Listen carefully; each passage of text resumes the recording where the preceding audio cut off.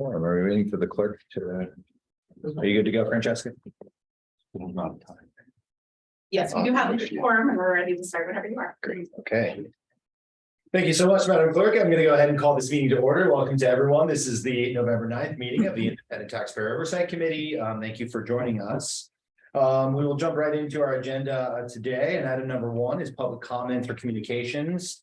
This is the opportunity for members of the public to address the committee on an item not on today's agenda. If you're here to speak to us on agenda item, you can reserve that comment for a little bit later on in the meeting. Yes, thank you. Of course, first like to thank staff for their efforts to pull this meeting together and make everyone on the phone. And I just want to very quickly talk about how the meeting will run. We will take in-person public comments followed by virtual public comments. And if you're a member of the public here in the room, please submit a speaker slip to the clerk. And for those joining us online or virtually, please continue to raise your virtual hand at the right time. Public participation is possible both in person and via Zoom, and we have live mics here for any member of the public wishing to address the committee. I think we did this, but again, Francesca, can you please confirm that we have a quorum? Thank you, Chair. Excuse me, we do have a quorum. Great, fantastic. And now, just before we jump into our agenda, I just would like to ask our interpreter, Ruth Monroy, to walk through how to access our interpretation services for today's meeting. Ruth, please proceed. Yes, good morning. Para hacer uso del servicio de interpretación, por favor desplácese a la parte inferior de la pantalla de Zoom donde aparecen los controles. Haga clic en el icono de interpretación, que es el globo terráqueo, y seleccione su idioma. Si está utilizando la aplicación móvil de Zoom en celular o tableta, presione los puntos suspensivos, luego Interpretation y luego el idioma. To use the Zoom interpretation feature, please scroll to the bottom of the Zoom screen where the meeting controls are located. Click on the interpretation icon, which is the world icon, and select your language. If you are joining using the Zoom mobile app on a cell phone or tablet, please press the ellipses, then interpretation, and then choose the language. Thank you. Thank you so much, Mr. Monroy. At this time, I would like to ask financial programming analyst Michael Turlap just to again provide a quick reminder on how the public and member comments will work for today's meeting. Thank you, Chair Frankel. We will be taking both in-person and virtual public comments as noted on the cover page of today's meeting agenda. In addition to emailing comments, the public may also provide live comments during today's meeting. In order to provide live comments, you can join today's Zoom meeting through the link or by dialing one of the numbers from your phone that are provided on the cover page of today's meeting agenda. Join the meeting by clicking on the Join Webinar link provided in the confirmation email you'll receive upon registering. When public comments are called for on an item on the Zoom platform, click on the Raise Hand icon in the Zoom toolbar. The chair will call on your name or by the name you provided. If you are participating by telephone, press *9. The chair will call you by the last 3 digits of your telephone number. The instructions for providing live comments are also on the bottom of the cover page of today's meeting agenda, which can be accessed from the homepage of SANDAG's website, www.sandag.org. All comments, whether emailed or live, will be made a part of today's meeting record. Thank you. Thank you so much, Mr. Turlap. Okay, now we're going to go ahead and get started and jump into our agenda. Again, item number 1 is public comments, communications, and member comments. Are there any public comments on this item? Please raise your hand at this time if so. Thank you, Chair. We do have one virtual public hand, but none in the room. I will go to Luis Duran. You can go ahead when you're ready.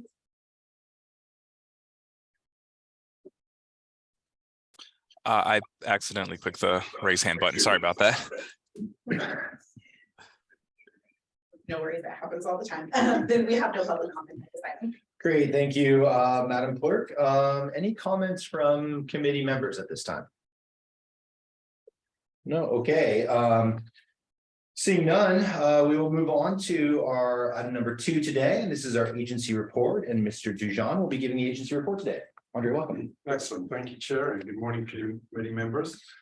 The last few weeks have been very busy and exciting here at SANDAG. As you probably know, the President of the United States was recently in town and he spoke about the importance of low sand.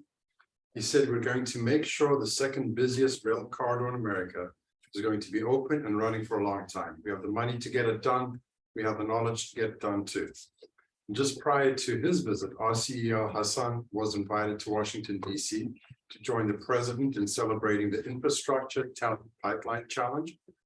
Hassan was invited as a lead attendee from California and joined representatives from each state to highlight innovative and effective ways to use federal funding to hire and train infrastructure workers. 2 weeks ago, our CEO and several staff joined Secretary of Transportation Pete Buttigieg as he visited the San Diego region to learn about the Delmar Bluffs and the Los San Rail realignment. Board Chair Blake Spear, Vice Chair Gloria, Congressman Mike Levine, California State President Pro Tem Tony Atkins, and our regional partners joined us to discuss the urgent need to secure the bluffs and permanently relocate a section of the tracks inland. It was a huge win for the region to have the Secretary here and show him firsthand the urgency of this project. Also, we are pleased to recently host the chair of the California Assembly Transportation Committee, Laura Friedman. We're the last stop on a climate equity tour throughout the state, and I think it's fair to say she was impressed. Sandag and the San Diego region are truly serving as a model for others, and we are proud of all our staff that continue to make this happen. Just 2 weeks ago, we achieved another historic milestone for our border region.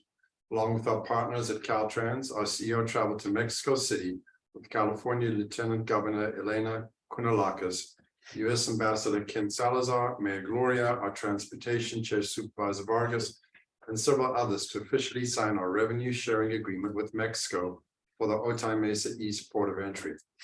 Congratulations to everyone to help make this happen. We are looking forward to seeing this project come to life in the next couple of years. Additionally, we're continuing to work to make our transit to the airport a reality with the airport connectivity concept study as part of the Central Mobility Hub project. We'll bring you an update on this project early next year. I'm also pleased to share that we continue to see tremendous success with our Youth Opportunity Pass program. Nearly 3 times as many youth road transit this fall as compared to the months prior to the implementation of the Youth Opportunity Pass. This month marks the 1-year anniversary of the opening of Midcoast, and there's no doubt that the Youth Opportunity Pass has helped to make this project a huge success. Recently, Sandak projects and key staff were honored at the WTS Awards. Sharon Humphreys, our Director of Engineering and Construction, was recognized as a Woman of the Year. She is the first female Director of Engineering at Sandag and a remarkable lead in transportation. Cecily Taylor, another one of our staff members, was honored with the Member of the Year Award, and several projects were honored as well as the Digital Equity Strategy, the Midcoast Trolley, and the 4th and 5th Avenue Bikeway projects. Plus, our Sandag Deputy Executive Director, Colleen Clemenson, opened the event with a keynote speech. Congratulations to all our amazing staff. Finally, we are working on a brand new website, which we plan to launch later this month. This has been a long time in the making and will continue to be work in progress. Of interest to this group, this means that we'll be starting to use Granicus for the meeting agendas. We are excited to modernize how we share and post our agendas, and we are looking forward to introducing new tool to the public as well. Our clerk will send additional information over the next couple of weeks to answer any questions or that you know what to expect. Regarding amendments to this committee's membership and selection process, our ITAR chair, Frankel, is anticipated to present the proposed amendments to Sandak Board of Directors next week at the November 18th meeting for the first reading, and then again December 2nd for approval. Thank you, Chair. That concludes my report. Thank you so much, Mr. Dujon. It was a great report. Madam Clerk, are there any public comments on this item? Thank you, Chair. No hands from the public. Thank you. Member comments, questions, Sunny. I just wanted to congratulate Sandag and the entire team for all the successes you've had. I think the best and most important is the amount of federal attention you're bringing to our region in a lot of different ways. As it is obvious, San Diego is critical to the success and economy of not only California, but the entire country. So the fact that you're bringing this attention and doing all this advocacy, I think is great. So congratulations to everyone who's participating in that. Appreciate that comment. Thank you, Sunny. Any other member comments? Pedro? Andre, what's the next step in Otay Mesa? And congratulations on getting the revenue agreement signed? Yeah, so that's a great question, and the onus somewhat falls on the finance team right now. We are working very closely with the TIFIA office. We are working very closely with the rating agencies so that we can actually go and get some bonding done. I think the project, although there's a lot going on, we still need the federal support for the by the GSA to actually man the port. But as work is progressing, we're working on the financing. We're probably going to have to get an interim financing package before we get TIFIA, very similar to what we did with the Mid-Coast project. When we got the TIFIA loan prior to that, we had GANs. In fact, we just paid the GANs off this last month, and the TIFIA loan came in. So we'll probably be doing some kind of interim financing. But I can tell you what is a priority project, and with the amount of attention that we've been getting, not just locally, but nationwide, that's something that staff is really focusing on. Good, congratulations. And my other comment has to do with the central mobility. I'm really interested to hear that presentation in the near future. Yep, as we said, staff is working on that in the early part of next year. We'll be bringing the presentation to the committee as well as the board. Thank you. Okay. Seeing no other member comments, thank you so much for your report, Mr. Dijon. We'll move on to item number 3, and that is our consent calendar. And we have 5 items on the consent calendar today. Madam Clerk, are there any public comments on the consent agenda today? Thank you, Chair. No comments from the public on these items. Thank you.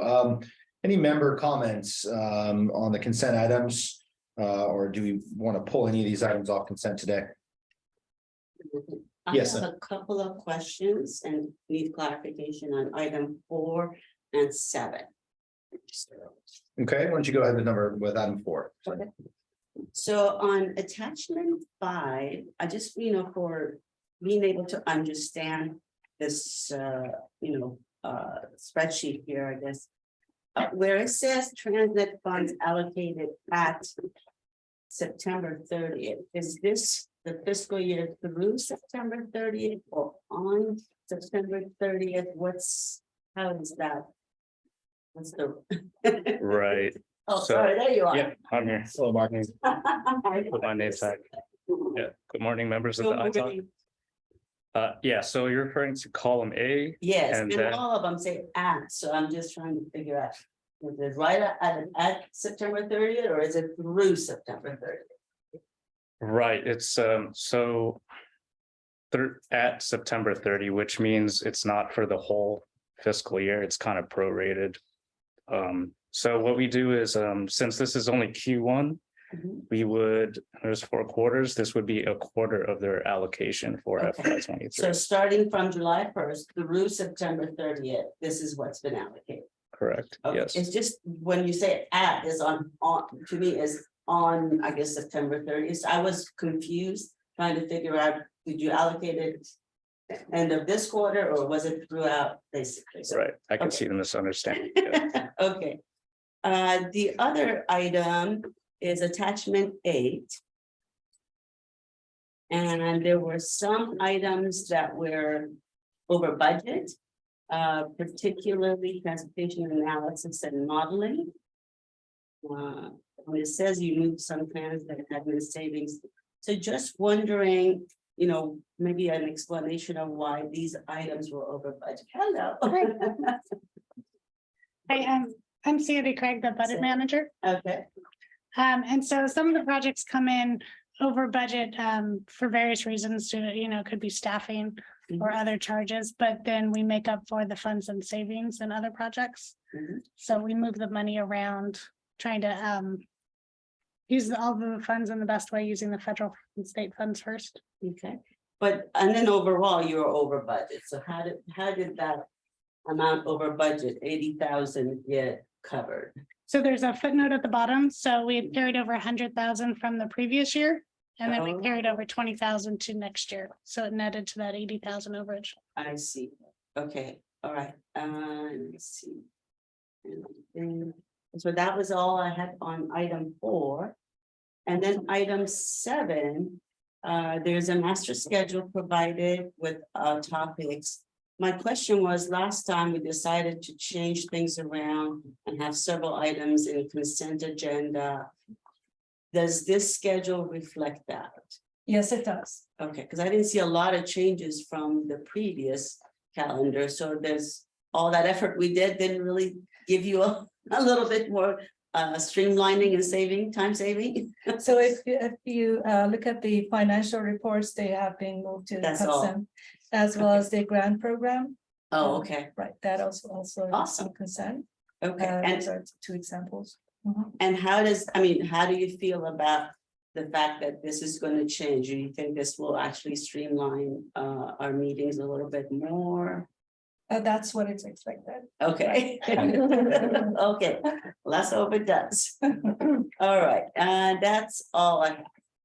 Thank you so much, Sunny. Yeah. Thank you. Any other member comments on today's consent agenda? No, seeing none. I move to approve.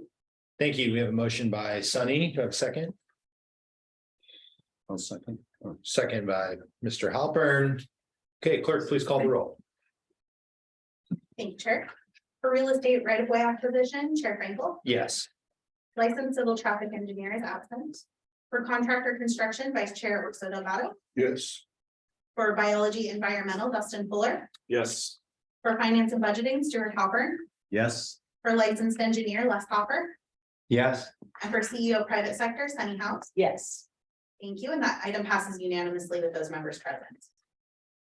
Thank you so much, Madam Clerk. Okay, we will move on to our reports today. This is item 8 of the agenda. This is actions by the Transportation Committee and Board of Directors on TransNet related agenda items, and Ariana will be presenting. Yes, thank you, Chair Frankel. So since your meeting in October, the board approved, as Andre mentioned, the OME toll revenue sharing agreement, and a few of you were present at the meeting to commemorate that event. So thank you for your attendance. The board also approved the San Diego Lagoon Double Track Program budget amendment, which you reviewed at your last meeting. And then they also approved the scope and schedule modifications for Smart Growth Incentive Program projects. And then we also provided an update on the TransNet amendments work plan and schedule at the board's meeting on October 28th. We also kicked off the mobility working group subcommittee meeting. So that was exciting. We still anticipate circling back with all of you at the start of the calendar year, as well as with the policy advisory committees and the board. So we will continue keeping you up to date. All that keeps moving forward. Thank you so much, Ariana. Madam Clerk, do we have any public comments on this item? No, Chair, we didn't. Great, and moving to member comments for Ariana. No. Okay, thank you so much. Seeing none, we will move on to item 9, which is our local agency presentation today. We're very pleased to be joined by Frank Rivera from the city of Chula Vista, who's going to present an update on the city's TransNet local street and road program. Mr. Rivera, good morning. Good morning, members. I talk Frank Rivera, Principal Civil Engineer for the city of Chula Vista. Maybe I'll kind of sit off to the side and get the slide moving.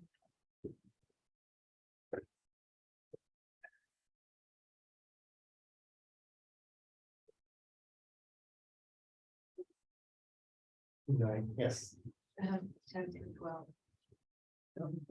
it was on the website as an attachment. That is there. Okay. Can we use the one that's on the website? Unless it wasn't the tires.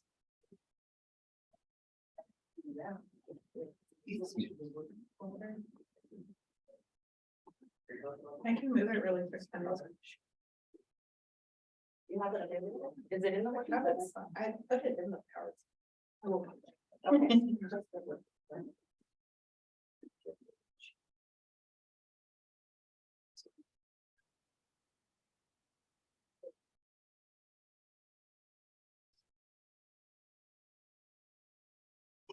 Okay, Kendall, it's in the final folder now. Thank you. Apologies, Frank. Sorry about that.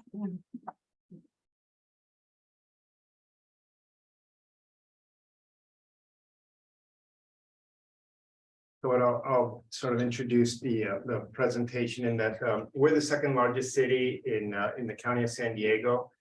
And we work with our elected officials and our department heads to try to program the funding that we receive from SANDAG for the TransNet, but also all the other programs as part of our annual budget and our capital improvement program.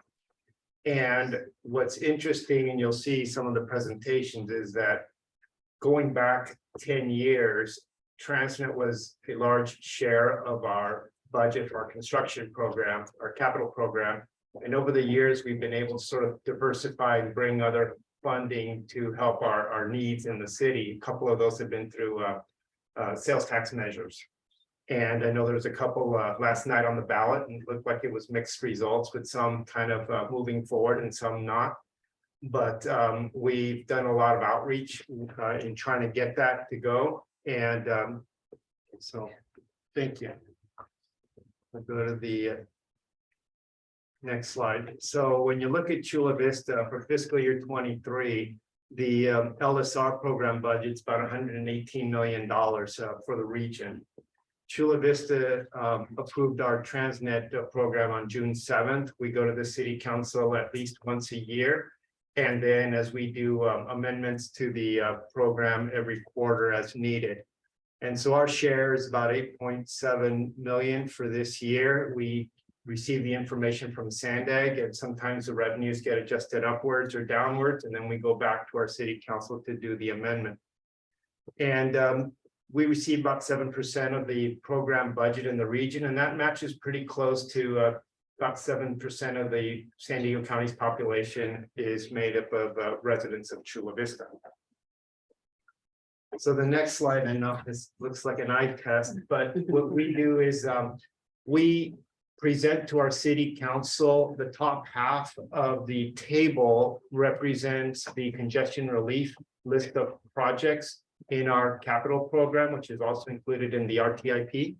The bottom half is the maintenance share of projects, and we project out our 5 years because our capital program is a 5-year look program. And what we do is complying with the TransNet ordinance that you must have at least 70% of your funds in congestion relief projects. And that's the top half of it, which is typically our pavement program, our major rehabilitation on pavement, sidewalk improvements, traffic signal upgrades, and projects like the that we will have other improvements that meet the criteria in the SANDAG policies for congestion relief. The bottom half is now on the maintenance side, and we will have on our pavement program, these are like the slurry seals, or what we consider the minor ongoing maintenance for the street network. But the top half, the congestion relief, those are the overlays or the greater than 1 inch thick roadway surface rehabilitation project. So we call that our pavement major program. So as you go through the projects, we will update those as we need to, and that conforms with our program of projects, or what's known as the POP. Cumulatively, every year, we've always been at over 70% on the congestion relief, even though the ordinance says that by the end of the TransNet, you will meet the 70%. We always go with more than 70%. And where we need maintenance needs, then we look for other funds and not TransNet as the first grab to do our maintenance needs. And so when you look at our last 10 years of our how TransNet compares to our overall capital improvement program, you can see that in fiscal year 14, we had 27 projects, and that represented about $7.5 million. That was about half of our capital program. And as you move to 2023, it's still roughly about the same amount of money and same amount of projects, but now that's 16%, or, you know, we're like a third of where we were 10 years ago. And so when you look at that and the number of projects, it consistently looks to be about 24 projects a year on TransNet. And again, congestion relief and maintenance make up both halves of that table.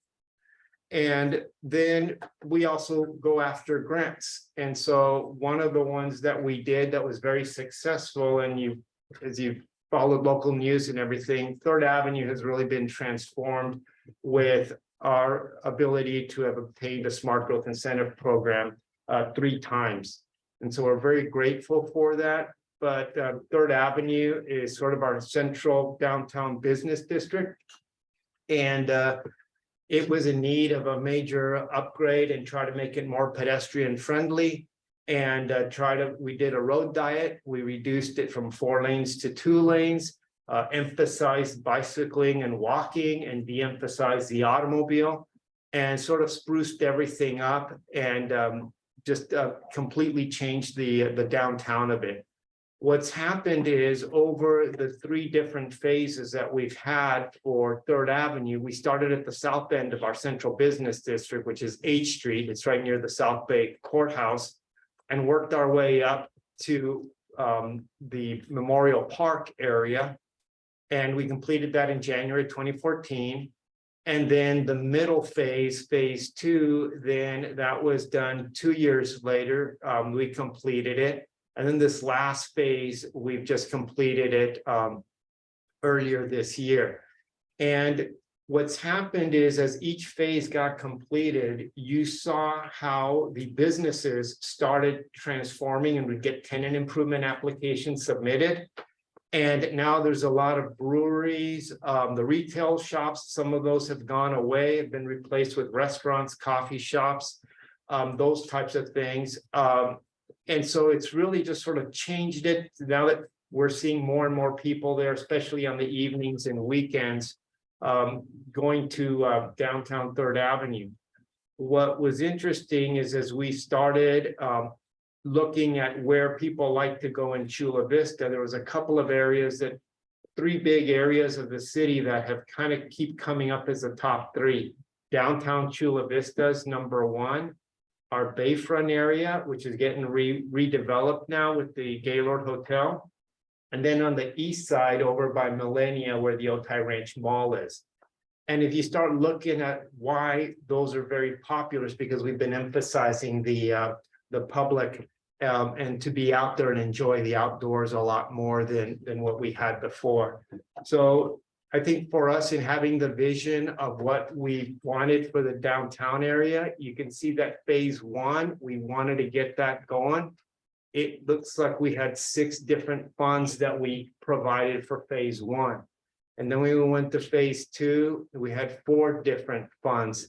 And you can see how the smart growth incentive was a good amount of it, but there was a lot of local funds and a lot of local desire from our elected officials and even the Downtown Business Association, which is TAVA on the phase 1, that really wanted to sort of make that difference occur in downtown Chula Vista.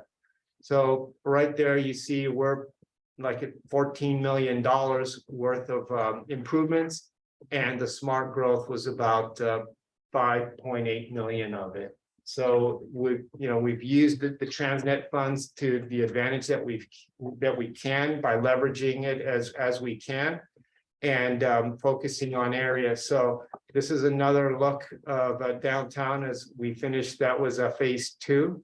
And so with that, that concludes my presentation, and I'm happy to answer any question on some of the other funds, like I was mentioning at the beginning, the half-cent sales tax measures. In Google, Chula Vista Measure A, which is for public safety, and that's a forever tax, and a Measure P, which is our failed infrastructure. And that's also on the website with an active map that you can click on the project and tabs on the categories, whether it's storm drain signals, roads for potholes, paving projects, city, general government buildings like our recreational pools and recreation centers. So all that, we've been very transparent with the public to show them kind of how we are able to move funds around and leverage what we have in one category to get things done. So we've been very fortunate that our city council has been very receptive to when we bring forward an item and we say, look, here's how we want to fund it. We use the most restricted funds where it's most restricted, and that gives our council more ability to use the less restrictive funds in whatever manner they see fit. But our budget, going back before these half-cent sales tax measures and when TransNet was a bigger portion of it, the discretionary funds that the city of Chula Vista Council had the ability to budget. 2/3 of it was for public safety. So that really cut down what we really had the ability to do elsewhere. And that's where our impact fee program for the RTICP program, that we have one of those for drainage and sewer. So where we've had the needs, we've had to come up and be creative to try to come up and get the infrastructure for the city taken care of. So with that, that completes my presentation. I'm happy to take any questions. Thank you so much for being here, Mr. Rivera. I appreciate your presentation. Madam Clerk, do we have any public comments on this item? Thank you, Chair. No, we do not. Great, thank you. So we'll bring it back to the committee members. Questions for Mr. Rivera about hostess programs? Sunny? Yes. Thank you for the presentation. You're It's great to see the city is so creative in coming up with all these different funds. What is your, let's say, future infrastructure needs or program that you're looking at? What's the main? Well, we kind of look at it, so it's like two different areas that we constantly struggle with. Within the public roadway right-of-way is generally a lot easier to receive local, regional, and federal funds.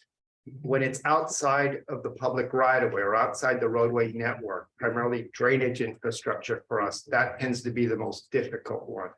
When a drainage project is related to a transportation project, a roadway improvement project, it's easy because it's part of the project scope. And we do what we have to do. But when you have drainage facilities that go a 1/4 mile behind private properties, and we may or may not have easements for that, those are the challenges that we have.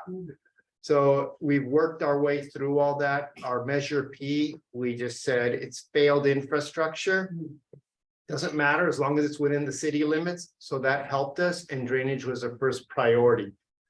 Also, we see that as our biggest challenge. The other thing is, since we still have in the southeastern part of the city a lot of open land, and we're in a lot of land development going on. With our general plan, we already know what major transportation infrastructure we need. And so our impact fee has been right-sized that you're going to pay your proportionate share.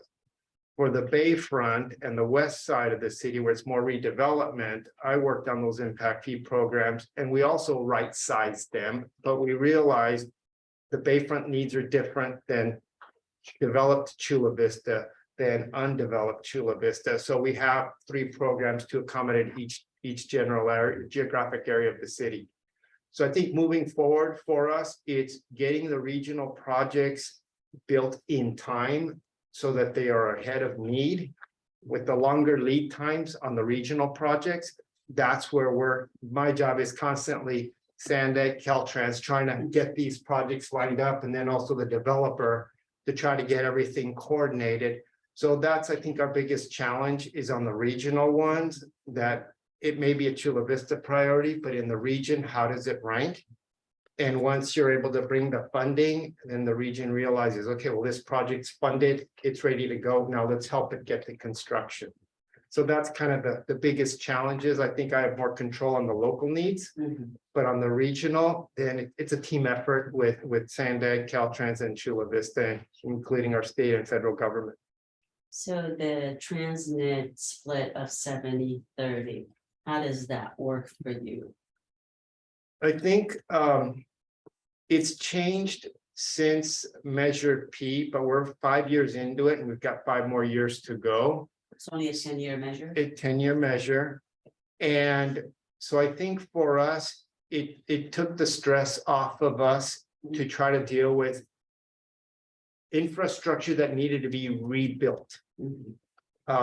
If you spend all of that, that's really on the maintenance side, the TransNet won't allow, so you hit that 30%, that's it. And our goal is, no, we start with what our congestion relief priorities are. We better be at 70% or more. Now what's left? And then we prioritize the maintenance side of it. So, I think over time, as you go through an RTIP amendments with the city council, we do move money around on a quarterly basis. And sometimes because projects finish and the project will have funds left over. So then we reprogram those into other funds because you can never close a construction project in a deficit. So there's always money left over when you close a project, and then it just gets reprogrammed, and typically it gets reprogrammed on the congestion relief side. So I think once the next 5 years happens, we'll see where we're at, but our asset management program, we've prioritized everything into failed infrastructure that's caution we have to keep an eye on, and infrastructure that's in great shape. And all the red or failed infrastructure, we've pretty much taken care of everything. A lot of our fire stations and public facilities for public safety, that's been our measure A. So all that helps us. And then since those buildings are not in the public right of way, TransNet wouldn't have been a use for it anyways. But it does help take some of the stress off the city council when they're making decisions that we've explained to them. Here's our road program and our funding sources. SB1 has helped the gas tax, SB1 that we didn't have a few years ago. And so as new fund sources come up and the increase in the gasoline sales tax, that's also helped us leverage. TransNet used to be about half of our paving budget. Now it's closer to about a third because of the other revenue sources. So I think that's what's happening is we're adapting to how we need to see it. But the core requirements for the TransNet program, we stick to that. Right, thank you. Great job. Frank, I have a question about the Smart Growth Incentive Program, and I know in other jurisdictions we've heard that sometimes downtown business owners, central business district folks are concerned about parking when you make these sorts of improvements and deal with how do we facilitate, pedestrian access while also making sure these businesses feel like they can have people have a place to park. How did you deal with that in Chula Vista? Well, I think parking, it did come up initially because we now have the sidewalk cafes where, through COVID, the businesses had to put their little dining areas out into where the parking spaces are. But we have good parking availability on the back sides. It's just people typically like to park front door as close as you can. And the fact that those sidewalk cafes were authorized by the city council, and the business owners were saying, no, I want to have this and it helps me increase business and visibility for my businesses. We have a 3-level parking garage around the corner, right in the middle of that central business district, and a couple of parking lots each block on either side. So I think initially there was some grumbling, but I think the trade-off the public has accepted. And now with Uber and all of that, I think there's less of a need that when people want to go to downtown, maybe they're more likely to use these other services to get there, and parking really hasn't been as big of an issue. I think we've had the issue where it's like 25 cents, to park for like an hour and leave it alone, don't increase it or whatever. I think we get more pushback on that than anything else, but they've managed to, find parking where it is. Thank you. Any other Pedro? Frank, Good morning.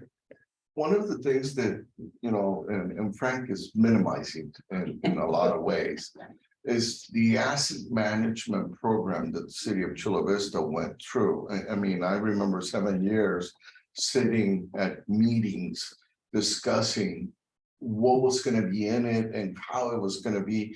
The city embarked on a very robust system of going in, inspecting, tagging, IDing all of their infrastructure, everything, and it's a model that other cities should follow. I mean, and that's what gave them the ability to go to us, the citizens in Chula Vista, and tell us, this is what we need. This is why we need measure B and the other measure to go ahead and fund all of these things, which created the opportunity, like Frank is saying, to be able to leverage funds, which is, an incredible, the city has been very far sighted, looking at what they're doing. Frank, my only question is this, besides congratulating you all on what you're doing. And I don't know that you can answer this today, but think about it and talk to your team. If there was something that could be done within TransNet to help you folks make things a little bit easier, what would that be? Well, I think the intent of TransNet is for congestion relief. And so I think what's happened over time is with the, because I was in the CTAC and the traffic engineers one, Santec, for many, many years. And it was the debate that we would have on the definition of here's a project. And it hits most of these things on the congestion relief, but it's doing some maintenance, or it seems like it's more maintenance, but it does some congestion relief. I think is trying to the interpretation of that fine print kind of made it difficult for us to say which side does it go on to. So on the 70-30, it was really just trying to make sure that is it on the 70% congestion relief side or the maintenance. So moving forward for us on our TransNet, we've always said it's the road network. And because we have the RTCIP program and we've told the developers, you will pay for this street that doesn't exist today, but you're creating the need. So it's 100% you, it won't be TransNet. TransNet is taking care of the existing roadway network. So it's like anything else where we have funds and we say, okay, the less legalese in the language of that fund. So make that fund easier for us to implement. It's the city council that's holding public hearings. And so if anybody has an issue with what we're presenting to the city council, that's the meeting to go to and say, I object to that, move the money someplace else. But I think we handle it well with the public hearing process, but it is us at staff level looking at the TransNet ordinance and the Sandag policies to make sure we're making sure that the project is in the correct category. And we're working on addressing that issue that was brought up. And so we've just started with Sandag on that TransNet ordinance update. Thank you. Any other comments? Stuart? Yeah, I'm curious, when you talk about street and roads, both maintenance as well as new construction, I'm curious if you could speak to the degree to which you do or maybe don't really factor in availability of materials which either are more absorptive to try to reduce stormwater runoff or more reflective to try to reduce heat and global warming. Okay. Yeah, we do have a climate action plan, and that's part of our goals. With our stormwater group, we also have the Durham, and so all the stormwater, whenever we have a CIP project, we have to go through a checklist process that goes through our stormwater group. We talk about the materials with our conservation staff. We are participating with the county's Build Better Roads meetings that they hold on a regular basis. We have had presentations on using alternative materials because the quarries are getting harder to bring material into the region. And so we're seeing that with the price increases and using a recycled material for the roads. And so we do, every time we can, we submit for the Cal Recycle grant to use the crushed tires as part of the roadway structure. And so it is something that we are aware of, and we do get presentations from different companies that say, look, I've got this product, are you interested in it? On the reflective heat, the gray asphalt or these coatings that we've seen, we've been trying those out on our parking lots for city facilities, not on the public streets yet. We want to see how they work on lower speed areas. So parking lots for recreation centers works better for us. And so we are always interested in it. And we try sort of like on a lower scale. We have tried products that the typical roadway coefficient of friction was still the acceptable range. But we just said, you know what, but we're going to try it on a short cul-de-sac street, because the speeds won't be as great, and we'll see how that works. Plus, it's a new material, and at the cul-de-sac, since we get 3 trash trucks a week, that also will give us a good test of it. So we pick locations that are appropriate. And on occasion, we have had our police motorcycle officers go out and help test the asphalt skid resistance for us, and so it's like, we're all willing to learn, and whatever it takes, participation by others, we do that. So it's something that we're open to. Well, that's great to hear. But just a follow-up thought as you're talking, I'm curious to know, you're the second biggest city in the county, so what you're doing is probably a little bit of a leadership position relative to others.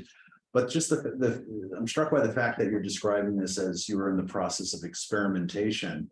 And it strikes me that there are, cities all around California, all around the country, who are in analogous positions. And it's I guess my reaction is kind of like, why should the city of Chula Vista have to be doing these experiments? Is there no information sharing amongst, other jurisdictions in terms of even just within the county, for example, whether, you're just sharing that, oh, well, we've done this experiment already, you guys don't have to, and here's what works, here's what doesn't work, that kind of thing. No, I think we do share information. I know that from our paving program, we've tried different mixes from different agencies and stuff.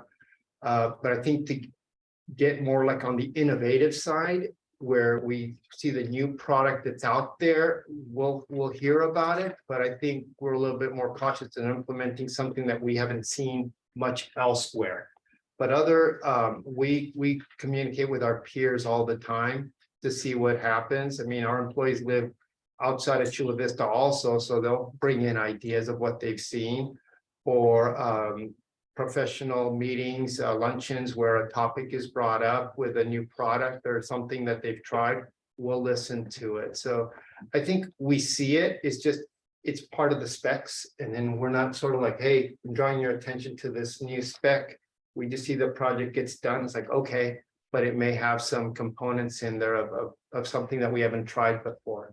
So all this stuff is new enough that there isn't like a new industry standard of here's the best solution kind of a thing. Is that it's a little bit wrong here. It's still in the process of sorting out. It's always, it's an ongoing thing. I mean, we always try. I mean, there's things that we've tried for many years, and all of a sudden, there's another better product out there. We drop that. And so it just, you just have to be aware of everything. We're all members of different professional organizations, and so you're always doing research on what's out there, publications, and so it's, we're always willing to try new ideas. Right, thank you, Stuart. If I may, and Frank, one of my good contractor friends, he has a company that is very, very innovative. I mean, they were the ones that created rubberized asphalt, rubberized chip seals, triple arm pavement seals, and stuff like that. His biggest complaint is always along the lines of, I have this great product, but there's no specs for it, so nobody wants to use it. So then he goes into, like, in our case, it used to be to Caltrans, and he would say, hey, can we do a pilot project? So we would do a pilot project, evaluate it, and get a test period. And sometimes that test period is 5 years. So for those next 5 years, we're monitoring and looking at everything that he did and how he did it. We might do another test pilot. Another city might do another test pilot. And eventually, new specs get adopted.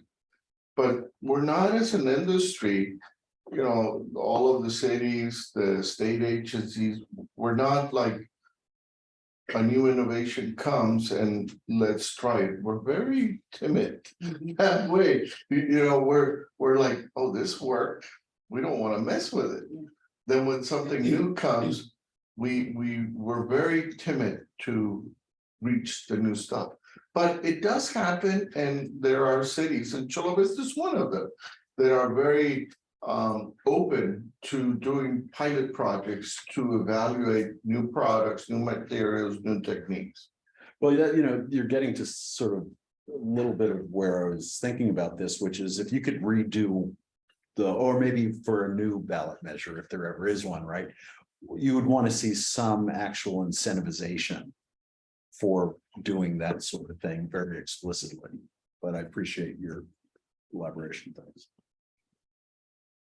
Great. Any final comments? I think we're just about out of time for this item. So, Mr. Rivera, thank you so much for coming in. Appreciate you being here. It's very informative. It's always great to hear from our local agencies.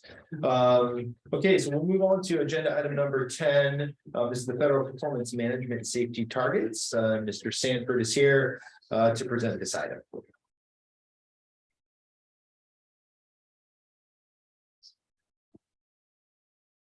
Good morning, everyone. Morning.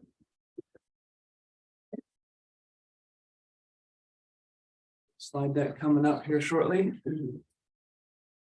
My name is Sam Sanford. I am a senior regional planner in the integrated transportation section of SANDAG in regional planning.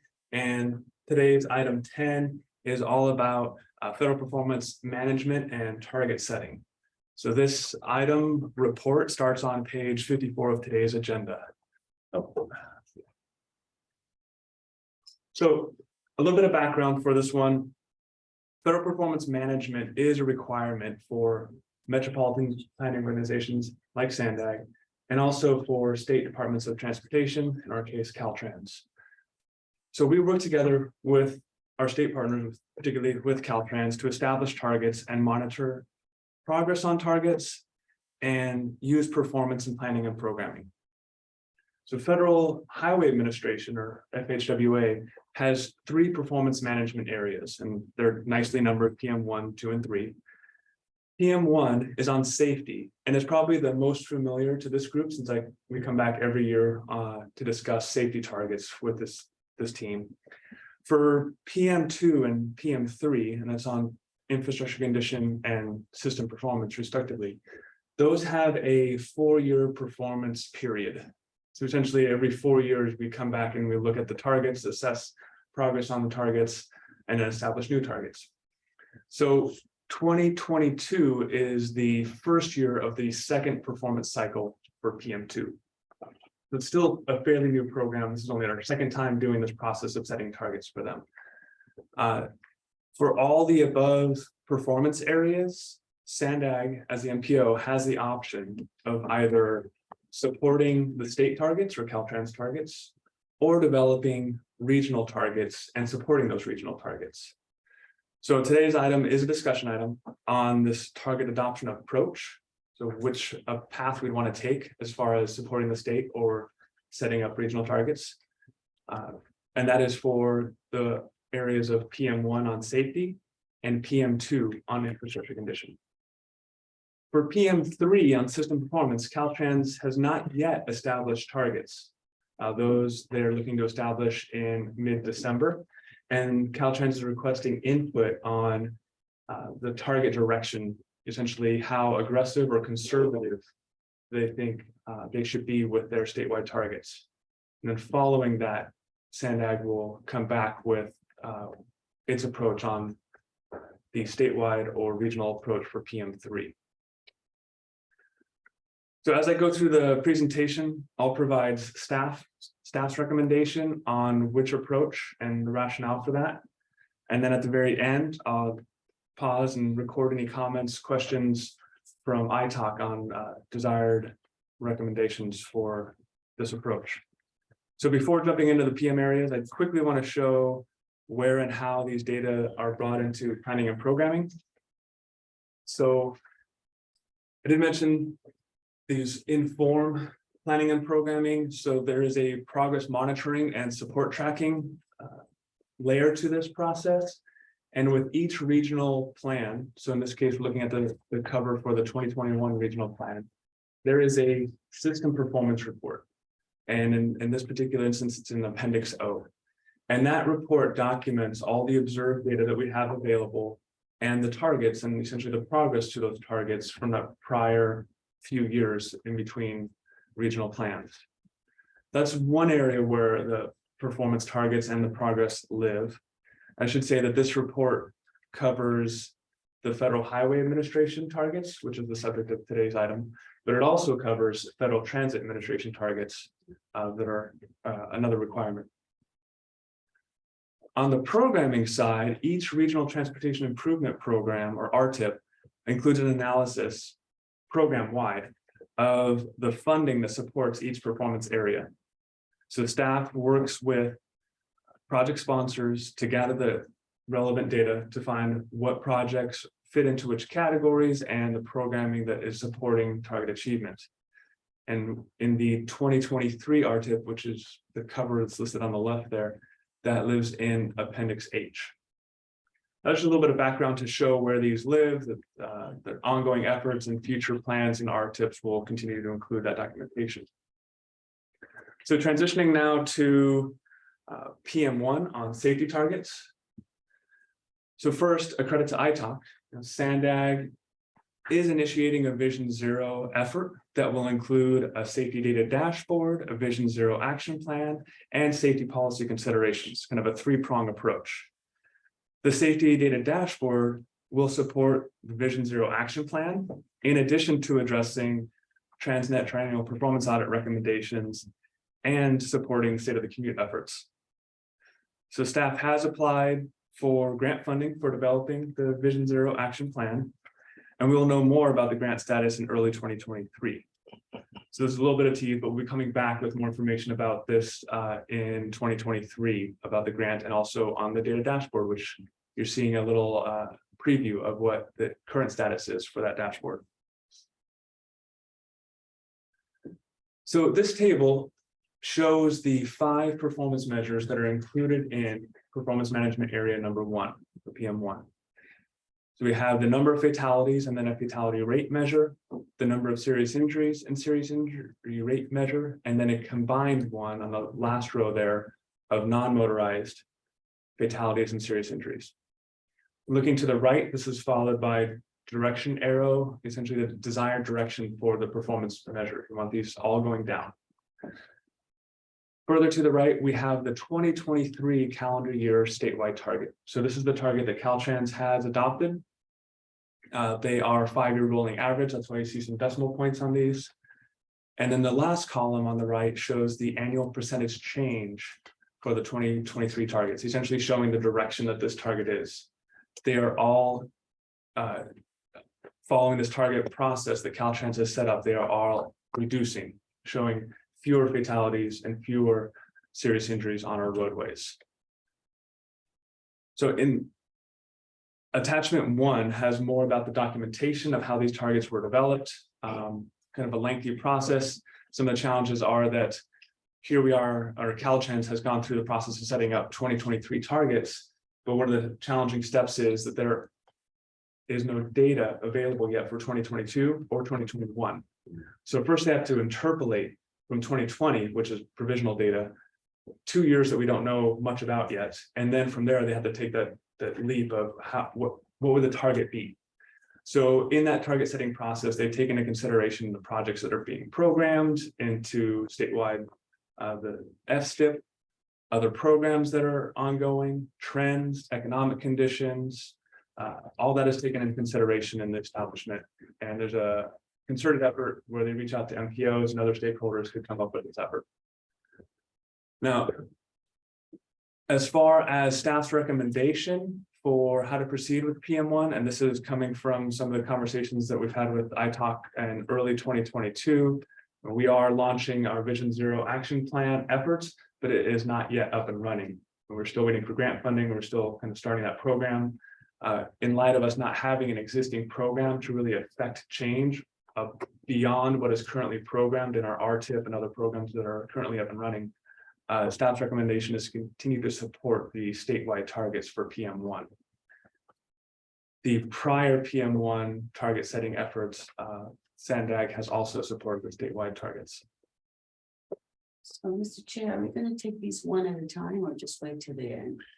I think, Sam, you can go ahead and get through your presentation and then we can jump back. Okay. So now moving on to performance management area 2, infrastructure condition. This covers both pavement and bridges. it covers those assets. However, they are limited to a portion of the transportation system, which is called the National Highway System. Pictured here on the slide. It's also included in today's agenda, attachment 2. So it is a fairly small subset of our regional transportation system. It includes the interstate, state highway facilities, some prime arterials, and then roadways that connect to multimodal facilities. So right in front of a transit facility would be another connection. So those are the pavement and bridges that will be covered in these measures. Starting with bridges, there are 2 measures. They look at the percent of bridges in good and in poor condition. They're weighted by the deck area to normalize the data. So you have big bridges and small bridges, and they're kind of weighted equally. We also have the direction arrows on this one to show which way we'd ideally be advancing for these 2 performance measures, the baseline data, and then for these measures, we have 2 and 4-year targets. Since this, as a reminder, this performance area has a 4-year performance period. So we have a mid-performance target, which is in 2 years, and then a 4-year performance target in 2025, which is the complete set. So for this effort, and for pavement, which we'll cover on the next slide, Caltrans reached out to NPOs and other stakeholders and really looked at an investment approach.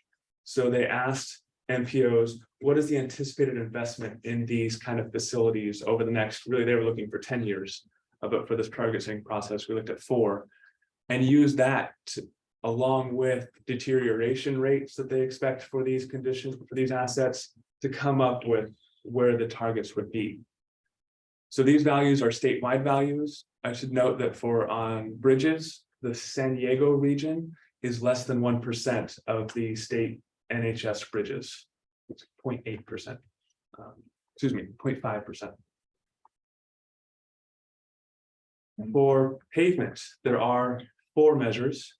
They look at, again, percent of good condition and poor condition. One set is focused on the interstate, and the bottom 2 are focused on the non-interstate NHS. So this is going to be your state highways, and then those prime arterials and connections to multimodal facilities. And we have the direction arrows of where we want to go, the baseline data, and then the 2 and 4-year targets. So for pavement, the San Diego region is approximately 1.8% of the statewide lane miles on the NHS. So the San Diego region is a relatively small portion of this measure section.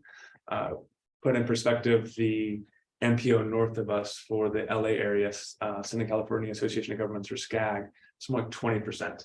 They're the biggest player aside from Caltrans itself, which has the bulk of all the assets for these measures.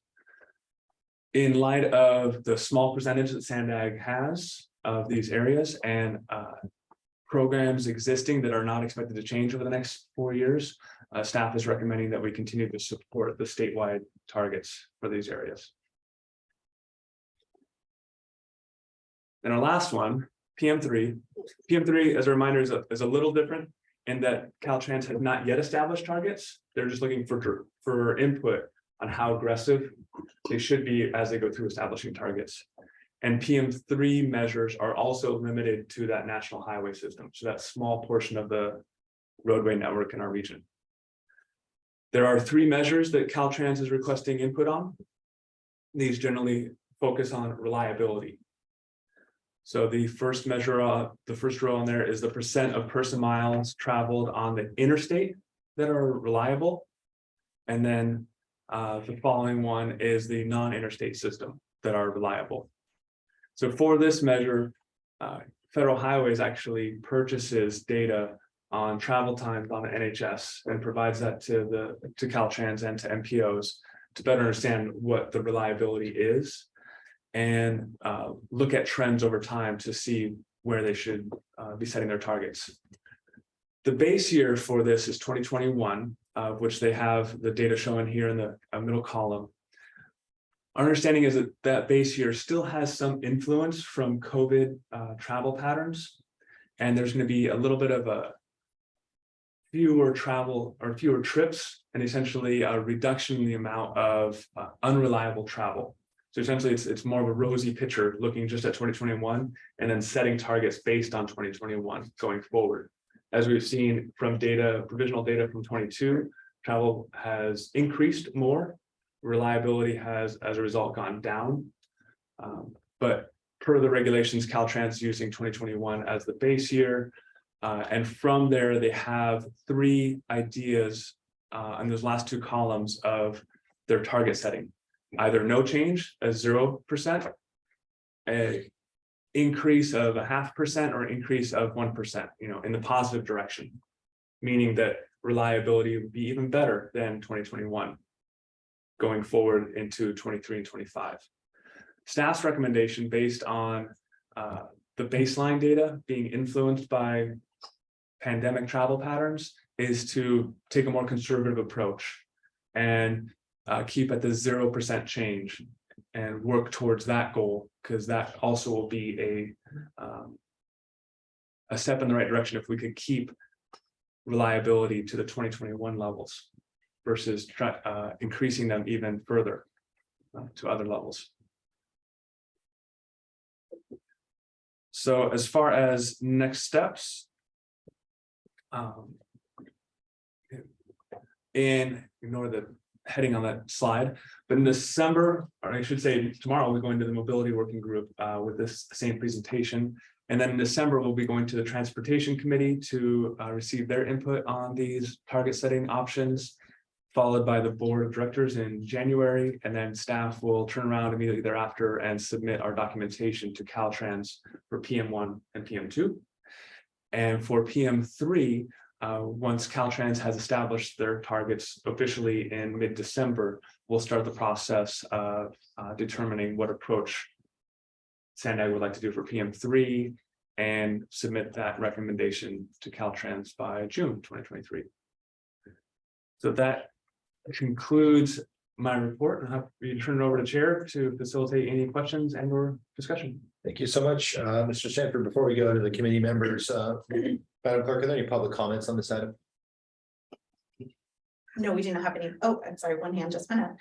Nicole Burgess, you can go ahead when you're ready.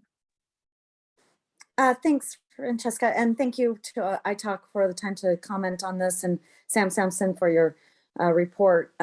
As mentioned, and just appreciate Sandag looking at the Vision Zero funding and to really just identify that 4,000 fatalities on our roads in our county is just too high, and so really putting in some more efforts and some more strategies and some more prioritization to reducing those, as well as the 20,000 of serious injuries. That's just a financial economic burden to our economics and our society. And it's just something that we should actually just really try to address in the forthcoming years. So I appreciate your time and the report, Sam. Thank you. Thank you for that comment, Ms. Burgess. Okay, seeing no other public comments, we'll move it back to the committee for discussion. And perhaps we want to, Sam, if you could go back to the slide on PM1, maybe we'll start there and we'll take these in turn. So we'll start with comments from the committee on PM1.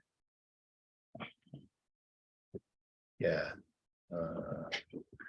So we can pop back with the slide with the arrows and kind of our direction and our target and the staff recommendation for the target. Yeah. You guys take me to PM slide 1. Like slide number 1. PM1, so that's gonna be slide 4. The 5 targets. One more, sorry, I was off. I guess 2 more. Now we can do it. Now we're close. I was like, you should have control. Yeah. I can go one direction, but not the other. You need to go one more forward. Did you hit a different button? There we go. Hey. There we go. Great. Thank you. Les, go ahead. Yeah, so thanks for the presentation, Sam. And I had questions on a couple of things. And one is, I just wanted to clarify or make sure, you did say that we do not have accident analysis data for 21 yet? Correct. And why is that? It seems like that was a while back, like we're 10 months into 22. Yeah, and this is a problem that's very common with safety data. There is a long lag period between when an incident occurs.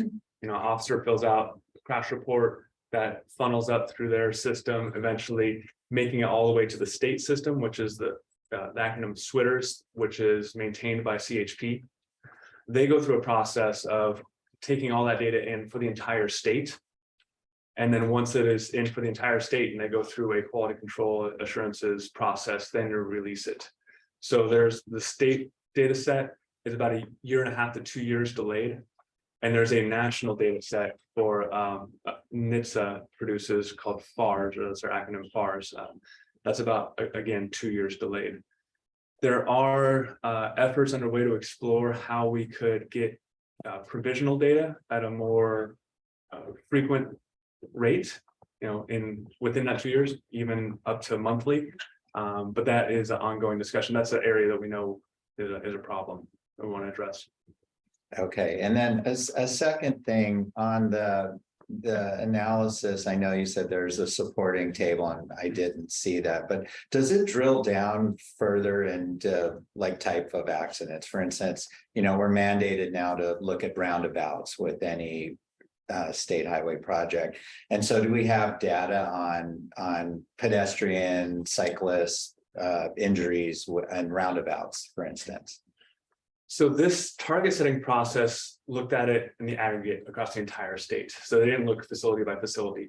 The data that we are onboarding, that's I kind of showed in the data dashboard thumbnail image, that does have facility information where it has intersection control type, for instance, as one of the fields that we are still kind of exploring to make sure that we have confidence in that data, that it's recorded correctly, and how we manage it when it's not recorded correctly.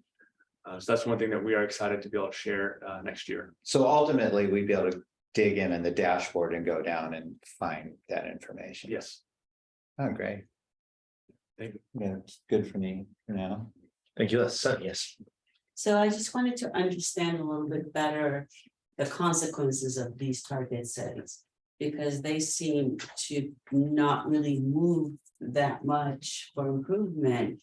Is it because if these targets are not met, federal funding is not issued? What are the consequences? So for now, just focusing on performance management area 1. Yes. There is one financial implication at the state level, not at the MPO level, not for SANDAG, but at the state level when Caltrans does not make significant progress on target achievement for 3 out of the 5 measures, then they're required to develop an implementation plan, like how are they going to make improvements for the following year. So there's a planning and a staff resource task that they have to address. And then there's also for the Highway Safety Improvement Program, which is the major capital improvement funding from Federal Highway Administration that Caltrans manages, that needs to be more focused on certain areas. Essentially, states can elect to flex some HSIP dollars or HSIP dollars away to other programs. That is not a process that Caltrans does. That's just a federal requirement saying you can't do that if you are not meeting significant progress. So it is a ramification, but it doesn't have any effect to California. Because I am looking at PM1 and these numbers, I mean, if we talk in terms of percentages, they may not mean as much, but when you talk about 4,000 people dying on our highways or 15,000 people getting injured, and that's a lot. And to expect maybe a 2% reduction in 2 years or a year or something like that, just does not make sense. So I'm glad SANDAG is taking on the Vision Zero. I wouldn't really want to support these types of numbers for improvement because we're talking about people's lives. I understand we're kind of just starting up Vision Zero and we may not have much choices, but to me, just these numbers, especially the safety numbers, just do not seem to be right as far as improvement is concerned. I do have a question about PM2, and you may have pointed this, but on PM2 pavement, for example, in the last 2 rows, we actually see no, not an improvement, it goes down and then in 23, and then it comes back up on 25. So how, yeah, if you could bring up the slide, is PM2, which is, yeah, I guess. One more. One more. There we go. For the pavement. So why is that, Sam? It goes down 21.7 and 10.5. I'm sorry, the 21.7 from 24 in 2 years, it gets worse, but then it gets better. So how is that calculated? So that's likely a function of essentially what is in the pipeline as far as projects and when they're expected to open the traffic. So there's likely a project that, you know, since it's 2023, which is just around the corner for us, it's probably a project that's already under construction right now, and then is expected to open the traffic, and then that would improve the condition of that asset. Or it's a whole bunch of projects that would be opening in 2023. Okay, okay. And then I think on I think that was the questions I had. Thank you. Sam, related to that, it seems like then if these targets are thinking about the projects that are going to be coming online, seems to me that's a little bit of the tail wagging the dog. In that if you're setting a target based on projects you know are coming online and thus there'll be an improvement, and now you're setting your target based on programming that's already been done. You know, shouldn't these be, or are these in some ways kind of aspirational, or are they actually more very kind of intimately tied to the RTIP, for example, or some actual, you know, program by which projects are getting funded? So it actually goes and takes both the existing program and informs that process, and that is one piece for all these targets. They have to be data informed. You know, they can't be too aspirational, just like, you know, we want to get to 0 fatalities, and Caltrans has a 0 fatalities and serious injuries by 2050 goal. But they can't just set it to 0. It needs to be data informed and show like how are they going to make that that jump. So for on the PM2 side, Caltrans took both the existing programs, but they also brought in what, you know, we are hoping to add to programs over the next several years. So during the development cycle, we knew a little bit about the bipartisan infrastructure law and that there was going to be additional dollars. We didn't have a lot of details of what that was going to be, but we kind of had to speculate, okay, there might be an X% increase in funding, and how much of that would go into pavement and bridge.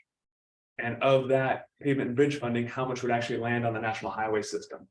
So there is both the information being funneled into these targets based on what's currently programmed, and on the other side, it's okay, how do we look at policies and future decisions that can be guided by that target to help get dollars to more projects on, in this case, the national highway system. So it does go and brings both of those in together. Thank you. Yes, Pedro, please, yes. Samuel, I don't know how to frame this because my mind is a jumbled mess sometimes. But so we have all of these, and that's great. And you know, we look at all of these aspirational goals and stuff like that. I think you mentioned it sort of that somehow we want to be able to use these to leverage what projects we're doing. But we don't have that right now, right? Right now, the way it would feed in is in both the TIP and in the regional plan. It's kind of just setting a goalpost of something we're trying to achieve, trying to get to. So it informs that way that, you know, as jurisdictions, as SANDAG goes through the process of electing and selecting projects, this is one of the areas that we want to try and achieve. So it's kind of keeping everybody informed of what the target is as they go through their respective processes of selecting projects. On the other side, we do take data that informs these performance measures and we bring them in to planning. So for pavement and bridge, that was brought into development of the 21 regional plan. And on PM3, the data set that had that travel time that looks at reliability, that was data that was brought into the criteria evaluation, the bundling of projects that was integral into that process. Okay, so at some point in time, right, I mean, right now, you're trying to do all of these things, but how much influence do you have being able to affect that change at the regional level when you're looking at bridges and pavement condition that are being done mainly through the shop projects? Yeah, it is limited. On the bridge side, you know, when a owning agency is looking through their inventory of assets, you know, this would be one area where we are looking to stand up a platform to show asset conditions, similar to where we have a platform up and coming for safety. We're looking for a similar one for pavement and bridges, where a asset owning agency can look and say like, okay, we have this facility that is about to fall into that poor condition category. Do we have funds already in the pipeline to support that project in the future? Or is that a known gap and we need to start working towards it? So right now our process is more on the informational side. We're going to provide the information, let owning agencies use that information through their processes. And I understand that. I guess my concern would be, let's take Frank Lab, but let's take the city of Chula Vista, for example. And they have bridges and they have roadways. And, you know, they do a very extensive asset management where they look at the conditions of all of those facilities. I don't mean anything bad by this, but the city of San Diego, on the other hand, doesn't have a very good asset management system. I'm not sure that they know what conditions some of their payments are for their bridges. So now you have one that's really, really good and one that's not that good. And you're in the middle. You're getting this information. How do you work it? Ideally, so when it comes to pavement and bridges, there's a whole technical expertise that the jurisdictions have that we don't have at Sandag on like what history of pavement is happening next. So we're going to need to rely on their expertise on that element, but we would like to, where we can get unified data to share with jurisdictions to say, okay, here's what we know for our region, how we're doing. If that helps them, that's great. These particular measures, and they were developed, you know, at the level of Congress and USDOT level to look across the entire nation in a snapshot and see how states and really large regions are doing. So it's operational at that level, but when it comes to, you know, what type of overlay or pavement treatment, we need to step into greater detail than these provide. Yeah, I mean, the best that I think you could do, in my mind, would be to set up some sort of a standardized process system for all of the agencies to follow a similar protocol instead of right now. I venture to say to you that you probably have 18 different ways of doing each city and county. Okay, that's it. Thank you, Pedro. Yes, Stuart. Yeah, I just want to pick up on something that Sunny raised about, particularly PM1. If I'm understanding this correctly, it sounds like if you don't meet the goals, then there are some negative ramifications, whether it be absolute dollars or the flexibility of how you use the dollars. And so it seems as if that incentivized goal setting to not be very ambitious. Hence Sunny's comment, she didn't exactly say this, but the fact that the percent changes in the goals are not, really exciting. And so I'm not saying that you really have an awful lot that you can do about that because it's the federal, the feds who are doing it, but it just seems like that's kind of a fundamental problem with the way that this is structured based on the federal incentive, if you will. Am I getting that right? You're correct in like that's how it's set up. I don't think Caltrans has really worried about the ramifications. Like they're trying to go and advance as quickly as they think they can in safety. Okay. So in fact, in the past few cycles, and just like with the safety data having a very long lag, because of that, Federal Highway Administration has a very long lag in assessing state DOTs on if they've made significant progress. But for the 2 years that they have assessed, Caltrans has not made significant progress according to their definition. So therefore and Caltrans was like they're going to do the required pieces. There's not a funding implication for them since they don't flex their HSIP away. But they're working on that plan. They welcome it. So this plan will help us do better. We're going to do this plan. So they're not shying away and doing less aggressive targets to try and avert some of the implications. They're still trying to get it as aggressive as they feel they can with everything that's being done across the state. Got it. Okay. Thanks.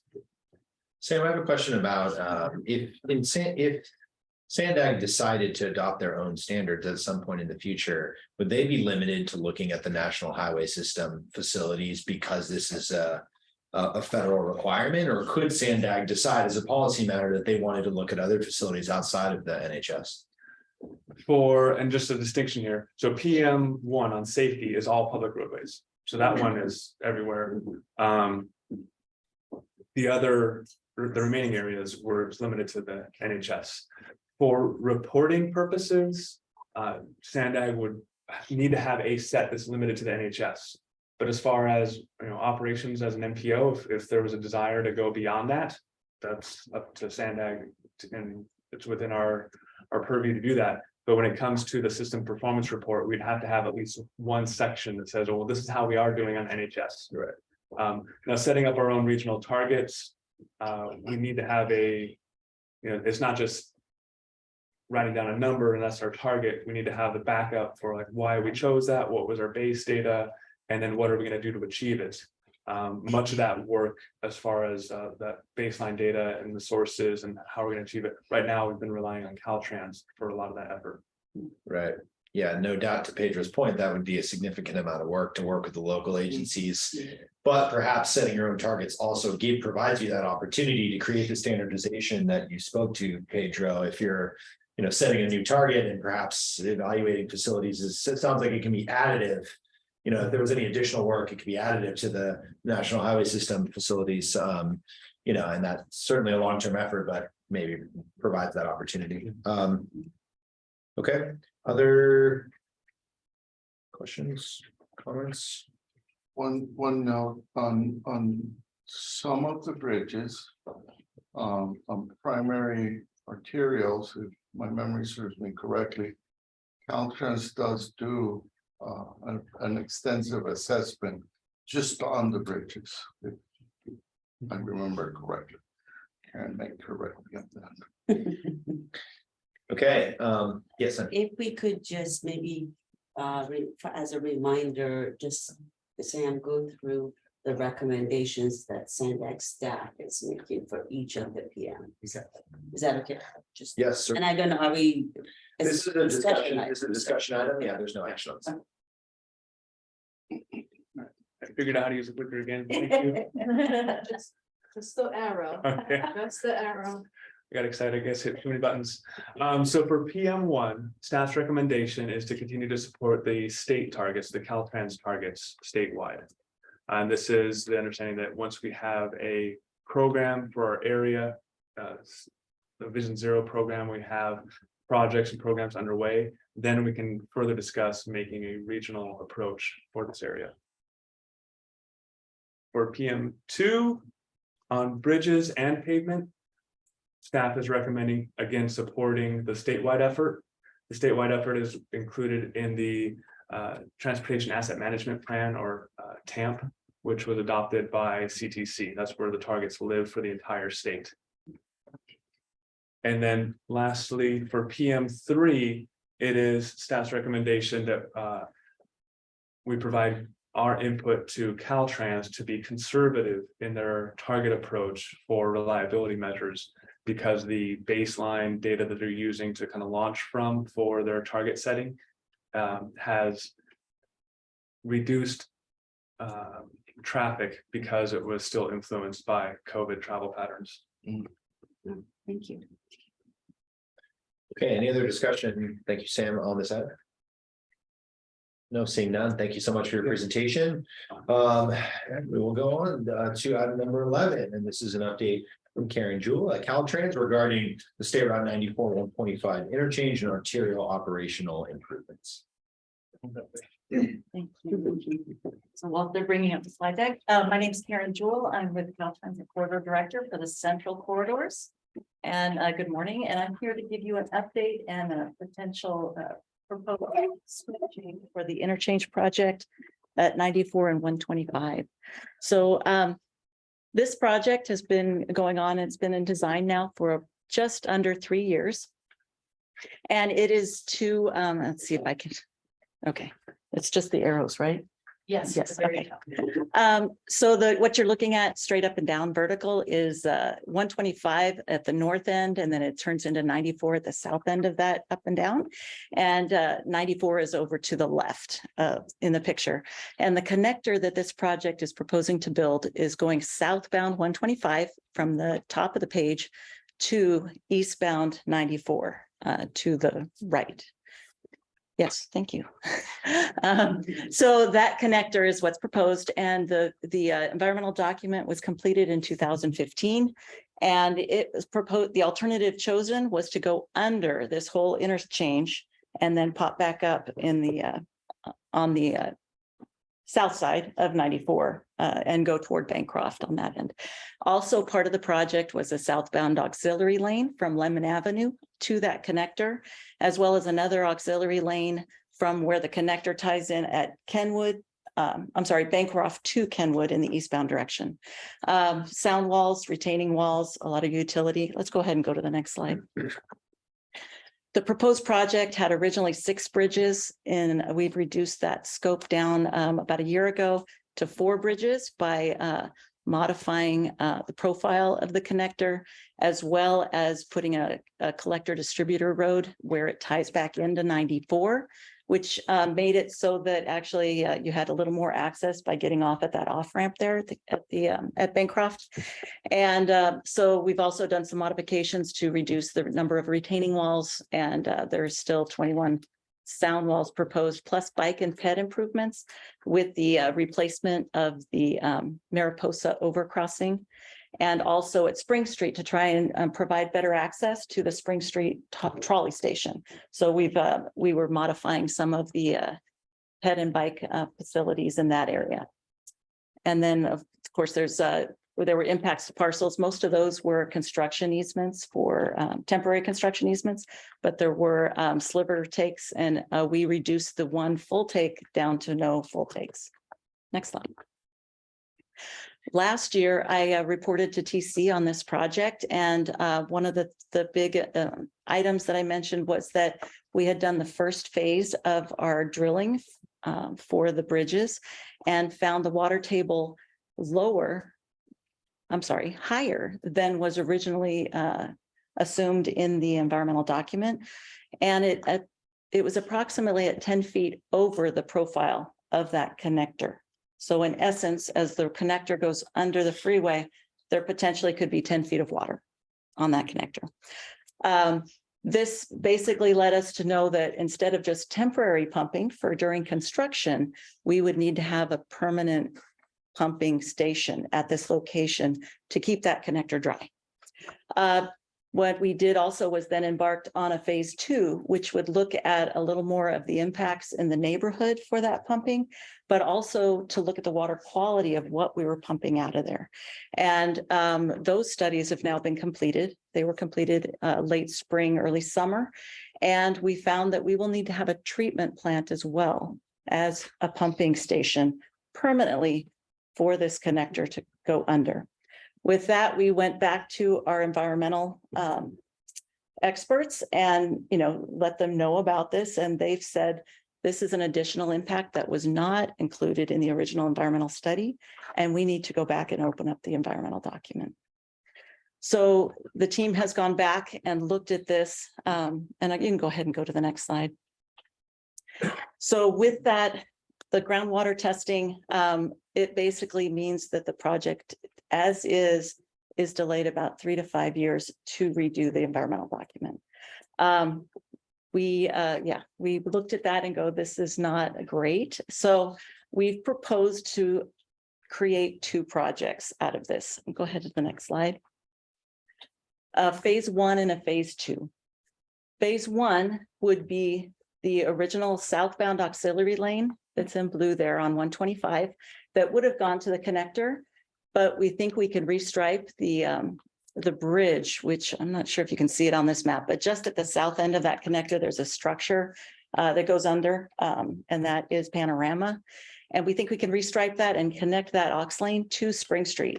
What that would do is some of the problems, and one of the things that the connector would solve is the off-ramp to Spring Street in that southbound direction queues up. And it tends to take sometimes 3-4 cycles of the signal at Spring Street and that off-ramp to get through the off-ramp. And so that queuing and back up onto the freeway into the number 3 lane. What the auxiliary lane will do was give that queue a lane so that it won't be stopping the actual main lanes of the freeway. So that was part of the original project. We would want to include that in phase 1. The other that is also included in the original project is that auxiliary lane I mentioned between Bancroft and Kenwood on 94, and that's the blue that's on 94. That kind of goes to the bottom corner of the page.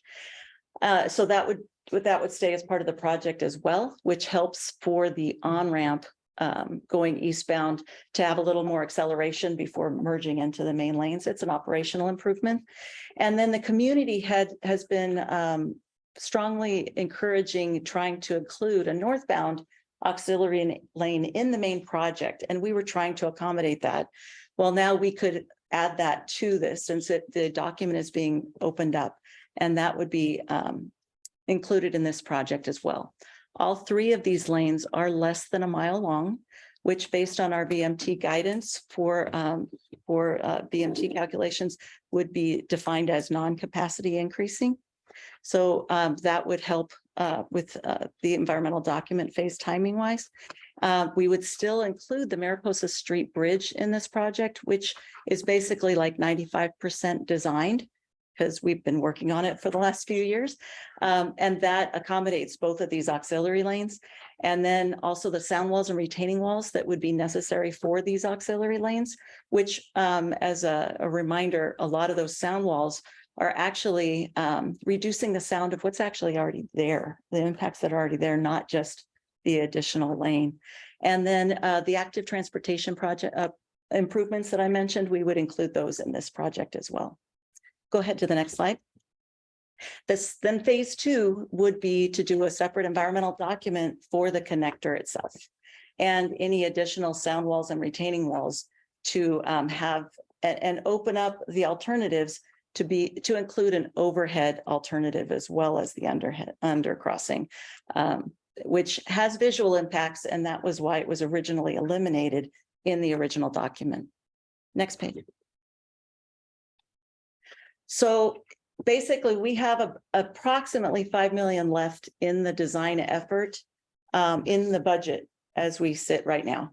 We've put a hold on this until we could package this up and present it to see if we should move forward or not.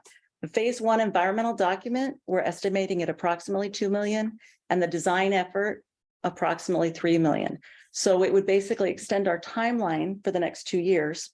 But we would then be at a point where we would be ready to go to construction for the phase 1 at the end of those. And we think we can do a lot of the design work simultaneously with the environmental document for this, since there's only one alternative to move forward. And a majority of that design work is already completed. Where our preliminary estimates for the capital cost for this phase 1 would be approximately 65 million. Which we do not have any funding for. As with the interchange project, we didn't have any of the construction costs for that project as well, although we had started to apply for federal grant money for the project. And then phase 2, which would be completely unfunded if this were to go forward. Environmental document is estimated at about 5 million in 3 years for that connector. And the design effort is estimated at approximately 10 million because that has not been started at all, right? Ongoing a bridge over. So with that, I will conclude my presentation and open it for any questions. Thank you so much, Karen, for your presentation. Of course, do we have any public comments on this item? Chair, we do have one public comment, Andrew Culver-Just, you can go ahead. Yeah, I just want to say thank you to Ms. Jewell for the presentation. And when I just first saw the map and just saw the extensive network of highways and how to navigate that as somebody who's walking or biking. And so I would have really appreciated some more information on what those active transportation improvements are going to be and what they look like without diving into the report. I apologize. And perhaps, you know, when we go into that second phase of really looking at this project, we can engage more with those active transportation advocates and organizations to really look and identify more of a network and a regional transportation system that includes people walking and biking, and that Caltrans identify all those improvements and not just look at this as simply a highway interchange project, which I know it is. So just, you know, really Caltrans really looking at those connections, because if you look at that first slide and trying to navigate that as somebody on a bike, you'll find the challenges are there. And so really identifying those and improving those is going to be critical to this project. Thank you. Thank you, Ms. Burgess. Okay, seeing no other public comments, bring it back to the committee members. Questions or comments for Karen? Yes, Sunny. Thank you. Good presentation. The phase 1 project, is that going to be still going through? Are there impacts to, you know, the environment? Is that a Cat X, or is it going to be actually additional impacts that need to be mitigated? That actually, when we open up the document again, that will be determined. So we would hope that it could be a Cat X, but until they actually jump into it, we won't know for sure. We don't anticipate it, I would say. That portion was not in the original environmental document. I mean, we have not studied that at all. So we have the southbound auxiliary lane and the eastbound auxiliary lane were actually part of the original document.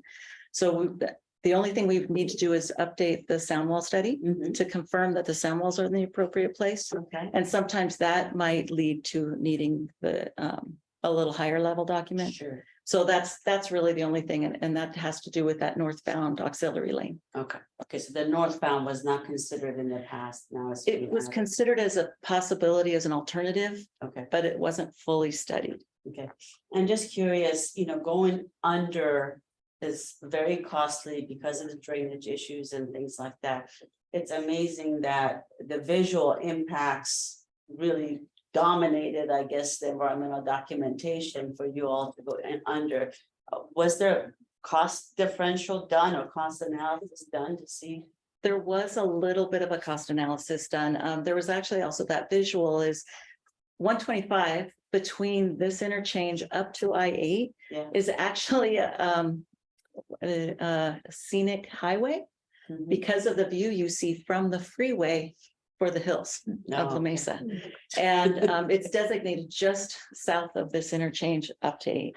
So that between that and the community concerns that came up in the public review of the original document of that visual impact, those two things were one of the reasons. And then the underground was figured as cheaper because originally it was planned as a slide-in bridge, cast in place and then slide in. When our structures people got into it in the design effort, and then the drilling, they found it was quite rocky. And that slide in and then dig out underneath would be a lot more difficult to do. And they went back to our traditional. We also were able to come up with staging that would work so that we could do it traditional methods of construction. So you will be going to the board or transportation committee to get an amendment to the or what's the next step? The next step would be, yes, going to the transportation committee and the full board to make sure that all are acceptable. This isn't a budget change, it is a scope change. Okay. And we would stay within the same budget that we have now. Okay. Okay, but you said you don't have the money yet to construct it, so. Correct. Okay, got it. Thank you, Karen. Dustin, yes. Thank you for the presentation, and I'm sorry you have to reopen your environmental. You mentioned, or I read that there's going to begin a groundwater study, but you mentioned that you already know you need a treatment facility. Yes. How do we already know, and what are you going to do with that water when you're done? So the treatment facility would then, if they went forward with the current plan and needed the treatment facility, then we would have to treat it before you could replace it back into the normal, the natural patterns of water. So the creeks that are right there. Oh, so you do, okay. Right. But in the way we're looking at it for phase, we would not need that treatment plant or the pumping plant because the structure would go over. Understood. Okay. Thank you. Yes, Les. Thanks, Karen. I was really curious what was going on with that project. I think a number of us worked on that way back. And so I was wondering, this is probably kind of a pedestrian question, but just reopening the environmental document, you know, I thought the overpass was studied the first time around. And even though there was community concern, it was studied. So what's the nexus to need that we can't just do a revalidation? It has, with some additional tech studies, it has to be the full environmental document. So, like, I just don't understand the environmental. So the environmental document went with a preferred alternative, right? So the original intent was to do a reeval, which we do with every project when the environmental document has a couple of years on it, right? So all of our projects get reeval. That's the way we were moving forward for the last 3 years as we've been going through the design, that this was a reeval. Until we found out about the water treatment and an environmental deemed that it was an additional impact that was not identified, we now have to reopen the document. So the overcrossing was an alternative, but it was rejected because of the other reasons. So now if we're going to bring it back as an alternative, we need to study it a little further. And of course, some of the laws have changed in rules and regs in the last 7 years. So I'm sorry. Yes, sir. You know, this will reveal how totally out of my realm this all is, but I'm just kind of curious, where does that initial assumption about the water level come from? And in a scenario like this, when that's such a critical variable from a critical path project management standpoint, is there not a thought of like, let's validate that first before we spend all this other money and do all this other stuff? Is that, I mean, I know it's like Monday morning quarterbacking, but I'm just kind of curious about how. So, you know, we do all these studies in the environmental document, and again, they were all done 2012 to 15. So when we get into the design, that revalidation occurred when we did our geotechnical drilling for the actual locations of where the bridges were going to go. And that's where this came up. So just to make sure I'm understanding, are you saying that there were actual tests were done in 2012, 15, and that the water level has changed? Or is that you weren't actually testing the specific locations? They weren't testing the specific locations as well. If you were to look at a profile of that area from where the overcrossing is, so that Mariposa to Panorama, say, okay, which I don't know how well you know that area, but it's the southbound side of 124 or 125 before it gets to Spring Street. The actual groundwater level drops, or I mean, goes the other way. It actually increases through that area. So up by the Mariposa Bridge, the water table was much lower, and it actually increased in elevation because the profile of the roadway goes down, the whole roadway, all of 94. And one of the things that we were, when I was mentioning the modifications we did so we could reduce bridges, one of the reasons for that is we decided to go over Panorama, which is an undercrossing under 125. We decided to go over it instead of under it, which was the original plan from the environmental document. And that actually reduced the amount of water that would need to be pumped, I want to say by 2/3, because the water table right there at Panorama is pretty high. So just in our alignment of the profile, we changed how much. So the question is, where did they drill compared to where we did? I don't have that specific data. I can get it if you'd want, No, just no, to I'm see where the differences are, but it depends on where they drilled versus where we drilled for the structures. But we were drilling for the specific columns, right, where those locations were. And they probably didn't know exactly and had to pick different locations. Got it. Okay, thank you. I have another question. A question, yes, Pedro. Hi, Karen. Hello. So my question is this, you are telling us here that you have $5 million currently in the CIP. Out of those 5 million, how many are TransNet dollars? Do you know? I don't have that right in front of me. Do you have it, Susan? Otherwise I can look it up real quick. Oh, so it's a little bit. It's a tiny bit. The rest of the money is state money. It's coming from the STIP RIP program and the LPP program. So Okay. it's state funded, just So- the sliver of TransNet. So looking at everything, you know, with a glass half full type of thing, from Sandag's point of view, and I don't know if this is where you're going or not. But all the new phase 1 project would be all operational improvements. So it could be totally funded by the shop. Potentially, yes. Potentially. Okay. That's all. Great. Well, Karen, thanks for your presentation. I know the pain of reopening environmental documents very well. Had to do it frequently on a number of projects. So would encourage that hopefully Caltrans can look at a potential addendum for at least the phase 1 and would not need to, fully recirculate. Obviously, that'll depend on the impact conclusions. We'll have to go through that process. With respect to the geotechnical investigations that were done in support of the first environmental document, I know that often we will, monitor on an ongoing basis. Obviously, the water table is variable, right? So, rainy season, it gets higher, it gets lower.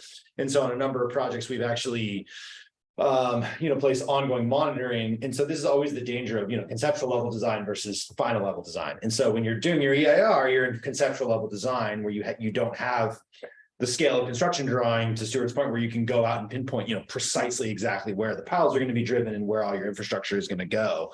And so, but was there any, do you know if there was kind of any, in the absence of that, often we'll be very conservative and say, we don't know exactly where this infrastructure will be located, down to the foot. But we're going to do ongoing monitoring for a period of a year over an entire season in order to facilitate that additional data collection to say for this exact reason, so that you don't get into a situation in which, wow, because 10 feet, that's a big delta. I mean, that's not, that's not a small amount of water. I mean, that's a huge delta. So I'm wondering if there was any sort of, during that period of time, if there was ongoing monitoring at a variety of locations to try and ascertain that. There was not ongoing monitoring. They do mention the water table, and it is Spring Street, and I've been told many a times, Spring Street, you should expect water. And they did in their documents state that there was, a water table discussion, but they felt that it could be done all just for temporary during construction, and that in the permanent situation, it would not be an issue. So that's about all I can tell you on that. You needed more, but I know that there was no monitoring done. Okay. And in fact, it did take 3 years after the environmental document was approved before we received the funding to move forward with the design. I will tell you this as a side note. I think it was back in 1989. I was the resident engineer on improvements that were being made to the 94 125, what was then the 125, because it wasn't really constructed like it is right now. And we got into having to lower Spring Street by 2 feet, about 2 feet, 1.5 feet. And I couldn't believe the amount of water that was coming out of there. And we didn't do any studies back then to know. And somebody told me, like they told Karen, well, you should have expected water because it's called Spring Street for a reason. Okay, great. So we had to deal with it. But you know, our approach at that point in time, we weren't going as deep as Karen did, or is trying to. So, you know, in our case, we left everything the way it was, and it's still there. So it worked. Plus, you didn't have to treat the water if it was dewatering because we didn't have those rules. None of those things were Way back at then. that time, Way back then. you know, so, yeah. Okay, seeing no other comments. Karen, thank you so much for coming in. Thank you. We appreciate this update. And we'll go ahead and move on to item number 12, and this is the 80594 transit only lane start of service. And Peter Thompson is going to be presenting this item. Hi, Peter.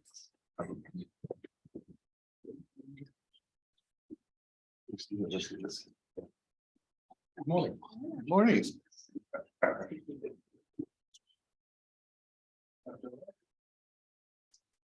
So, yeah, I'm the, Peter Thompson's my name. I'm the project manager for Interstate 805, State Route 94, part-time transit only lanes pilot project. It's a mouthful. But I'd like to thank the committee for inviting this presentation. So it's a Federal Transit Administration funded pilot, and it's being delivered as a collaboration between SANDAG, Caltrans, MTS, the California Highway Patrol, and the cities of Chula Vista and National City. The partners have worked together over the last 5 years through the planning, design, and construction phases. And we plan on working together over the next 3 years through operations on our way to providing input to statewide guidance. So as a pilot, we need to understand 3 key aspects. The first is whether prioritizing the use of existing infrastructure can actually deliver the reliability benefits to the public, to the bus rapid transit fleet. The next thing that we're seeking to understand is a better understanding of whether the safety enforcement and maintenance concerns that were raised during the planning phase can actually be addressed. And then lastly, we're seeking to better understand whether the operational approach supported by the technology can deliver the benefits that outweigh the costs. The South Bay Rapid is San Diego's most recent bus rapid transit route. It provides peak hour service with a 20-minute headway from the border, Otay Mesa Transit Center, through to downtown. And you can see a map of the overarching route on the right-hand side. But the pilot itself is actually being delivered on a much smaller 7-mile portion of that corridor. And we're delivering it in phases. The first phase you can see highlighted in yellow is a reduced footprint. It's those transit-only lanes adjacent to a single on-ramp, plus the freeway-to-freeway connectors, both inbound in the morning and outbound in the evening. The first phase runs for 90 days, and the focus here is to make sure with our partners that we're operating safely. And then, upon recommendation from all of the partners, we'll add another 6 miles to the corridor. And so this becomes the transit-only lanes adjacent to 3 additional on-ramps, the Plaza, 47th and 43rd Street on-ramps, plus a dedicated inside shoulder lane on the westbound 94. And from 30th Street all the way through to downtown.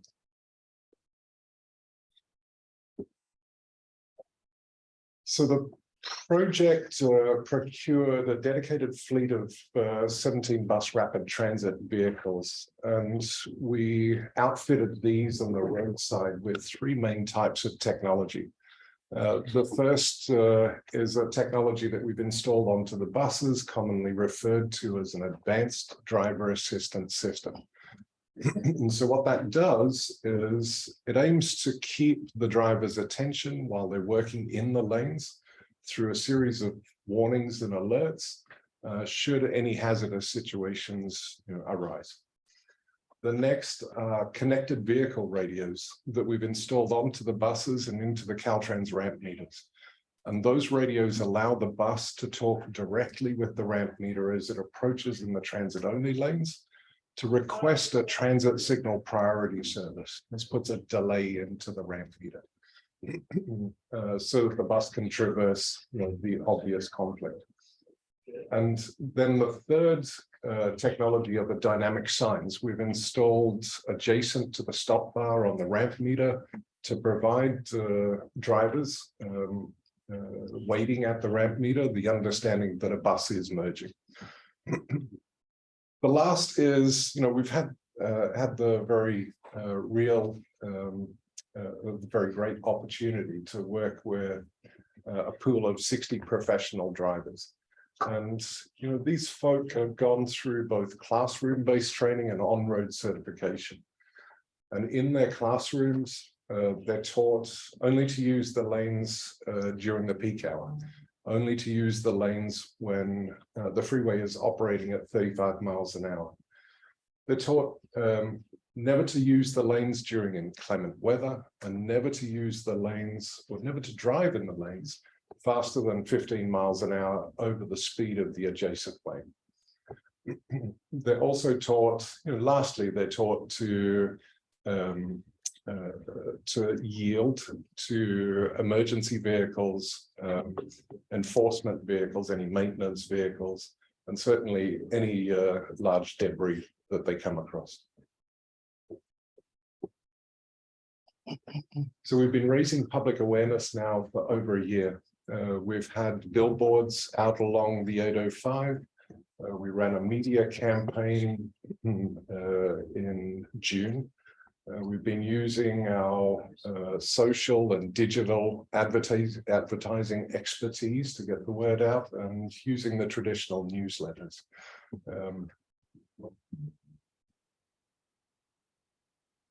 And having started on June the 21st, we're at the end of the phase 1 evaluation.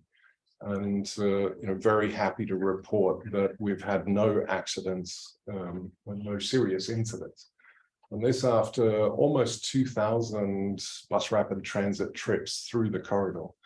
Out of those, 343 times the drivers found themselves driving in conditions where they could use some portion of the corridor. 320 times out of those 343, they stayed in the part-time transit only lanes and requested priority from the Caltrans ramp meter. So from that perspective, while it statistically speaking, it comes down to a 17% utilization of the entire number of trips through the corridor. That sort of belies the fact that when we do see congested conditions out there, up to 50% of trips were choosing to use that restricted phase 1 corridor. And I'm also happy to announce this week, we received the recommendation to move from phase 1 into phase 2 back on October the 4th. And this week we plan on beginning operations on that extended 6 mile or 7 mile in total corridor. So with that, thank you for listening. Any questions? Thank you so much, Peter, for your presentation. Madam Clerk, do we have any public comments on this item? No, Chair, we do not. Thank you. Okay, so we'll bring it back to member comments or questions for Peter. Yes, sir. Thanks. This is really interesting. I'm curious just though about that 17% rate. Maybe if you could just help me understand it a little bit better. Is that related to driver discretion? I mean, would there have been opportunities to use the lane and the driver was reluctant to outside of the sort of the restrictions that you otherwise described, and so that becomes a driver kind of comfort practice sort of phenomenon? Absolutely. Got it. It is, these are professional drivers and they need to be not only comfortable, I mean, through the construction phase, we striped the lanes 11 foot wide. And so those transit vehicles absolutely will fit into those lanes. But the driver has a multitude of decisions on any given morning, and positioning for the lanes on the right-hand side of the right-hand shoulder is confidence that they will build over time. I should have positioned earlier to get to those lanes. Today they use the HOV lanes, and at a point they are able to exit the HOV and make it all the way across 5 lanes. That over time, as they start to see their colleagues use these lanes, the locker room conversation, we believe, will give them that opportunity to understand, actually, if I positioned earlier and I took those transit only lanes, I potentially would get to the end of my route and that cup of coffee, 5 to 15 minutes. Got it. Thank you. Other questions or comments? Yes, honey. Thank you for the presentation. This is really exciting for me because 20 years ago almost, I was part of the SANDAG team and consultant team that went to Minneapolis to see firsthand how things were being done in that region. And it took a long time. I know we had to convince CHB, of course, to make sure this is happening.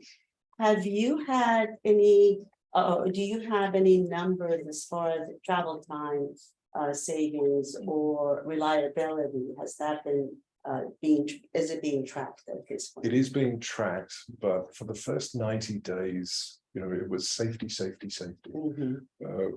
Partnering with CHP and working with CHP.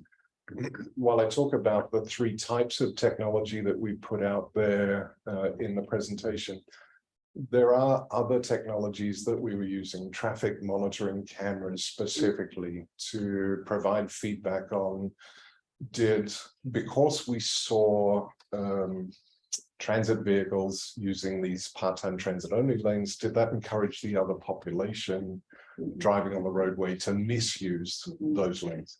So we really needed to focus on many and varied aspects of safety about running this as a pilot. So those first 90 days have been focused purely on safety. Now, as we go forward into this phase 2 operations, the opportunity is there for drivers to to find those correct conditions and spend longer traveling in the transit only lanes. Today, the numbers, the 343 number, the 320 number, that is related to really one on-ramp and a freeway to freeway connector. So it's impressive the amount of utilization we've got just for that small footprint. As we go into the full 7-mile corridor now, we expect significant numbers to start to build. More than happy to bring back future presentations to talk about those. I also wanted to know that the segment that you are testing, is that completely clear for the shoulder to be able for them to drive the entire segment, or do they need to weave in and out because of obstructions and just the freeway? Yeah, unlike Minnesota, where you have miles and miles of 18-foot shoulders. No, there is a need for these professional drivers to maneuver in and around the off ramps. And certainly, the on-ramps and the technology that we've put in place, this is the reason for running this pilot. It gives us an understanding of how agile we can be about using existing or prioritizing the use of existing infrastructure. So that will be one of the lessons learned out of this. And then I'm curious, you only are doing northbound. And I'm not sure about traffic on 805. Is it peak in the morning, or do you have peaks in the afternoon as well, where this is going to be used? Yeah, there is an evening peak, and essentially it's on the eastbound 94 to southbound 805. Okay. So that's, but you're not testing that, right? So we are. Oh, you are. There was a transit only lane is striped on that connector. Oh, just the connector is just the connector. Okay, very good. Thank you. My pleasure. Other questions, Major? I do. I too was part of the 2002, I believe. It was when we actually implemented the 805 and 52 at Governor is where that system went about. But we were very low tech. We didn't have all of the guidance systems. Is that giving the bus drivers a little bit more reassurance? Because before they didn't have any of that. Yeah, one of the things that we have ascertained from running the pilot the way we did, and the partnership with CHP is incredibly important, Pedro. They are the people who raised up the concern about the potential for conflicts. And one of the technologies that, listening to them raise those concerns, one of the technologies we applied was the advanced driver assistance system. And so this is from a company called Mobileye. It's an Israeli company, well renowned for providing these types of systems. And what it does is uses a series of cameras that scan the road ahead to the side. And also we've augmented that with side firing radars so that we can watch for the vehicle that violates at the ramp meter. But the point here is this technology has been designed specifically for a transit vehicle. So you'd be well aware of advanced driver assistance systems in your daily car today, those little triangles that come up and tell you there's somebody in your blind spot. There's not really a prevalence of those types of systems for transit drivers up until Mobileye put this in the marketplace. And we were just lucky enough to arrive with this project at the time they had that solution. So what the feedback from the drivers, your question, the feedback from the drivers was, thank heaven somebody's bringing some technology to this job. It's hard. I've got to remember this route. I've got to navigate a 60-foot bus, and I've got all of these people to care for, right? So bringing some technology to their platform was opened with, it was received with open arms. The other question is, you showed on the on-ramps that you're utilizing kind of like a priority system for the bus. So it's literally creating a longer red, sort of say, so that the bus has free flow going through those ramp meters.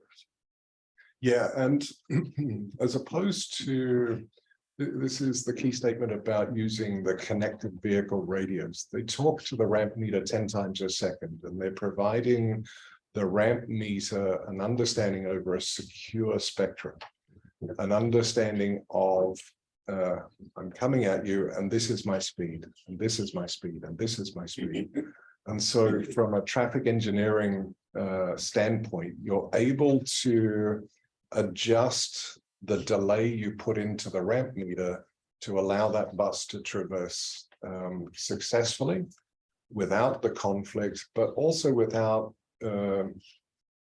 annoying the people that are on the ramp meter, right? If you put in a 15-second delay every time, people would just go, that's that ramp meter again.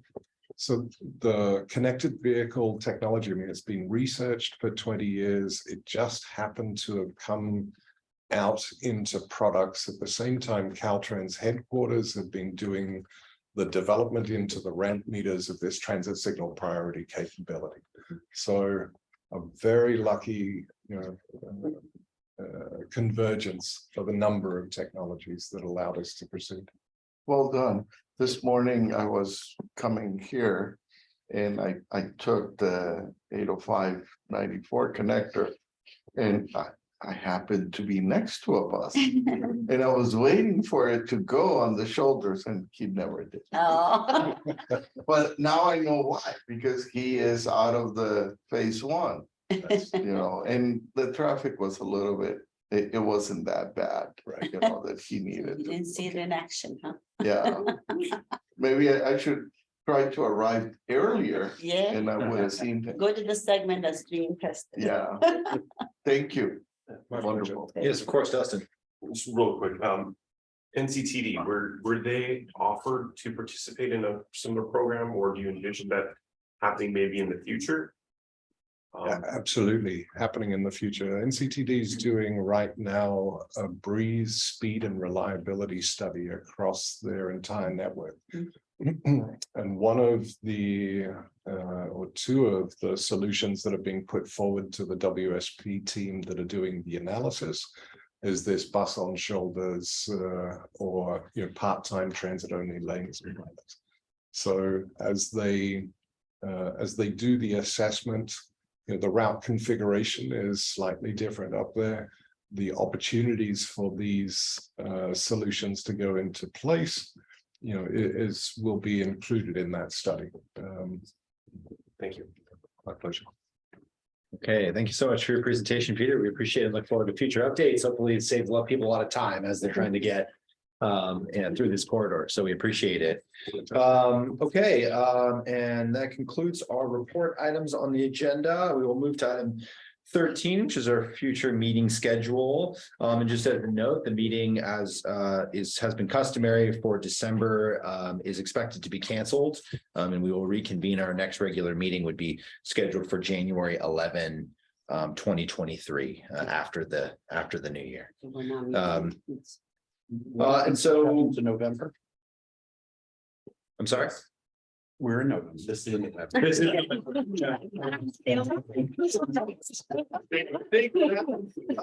You're in denial. Right. See the Christmas ad already. It's coming. Okay, with that, we are adjourned. Thank you, everyone. very much. Thank you. Thank you. Holidays, I guess.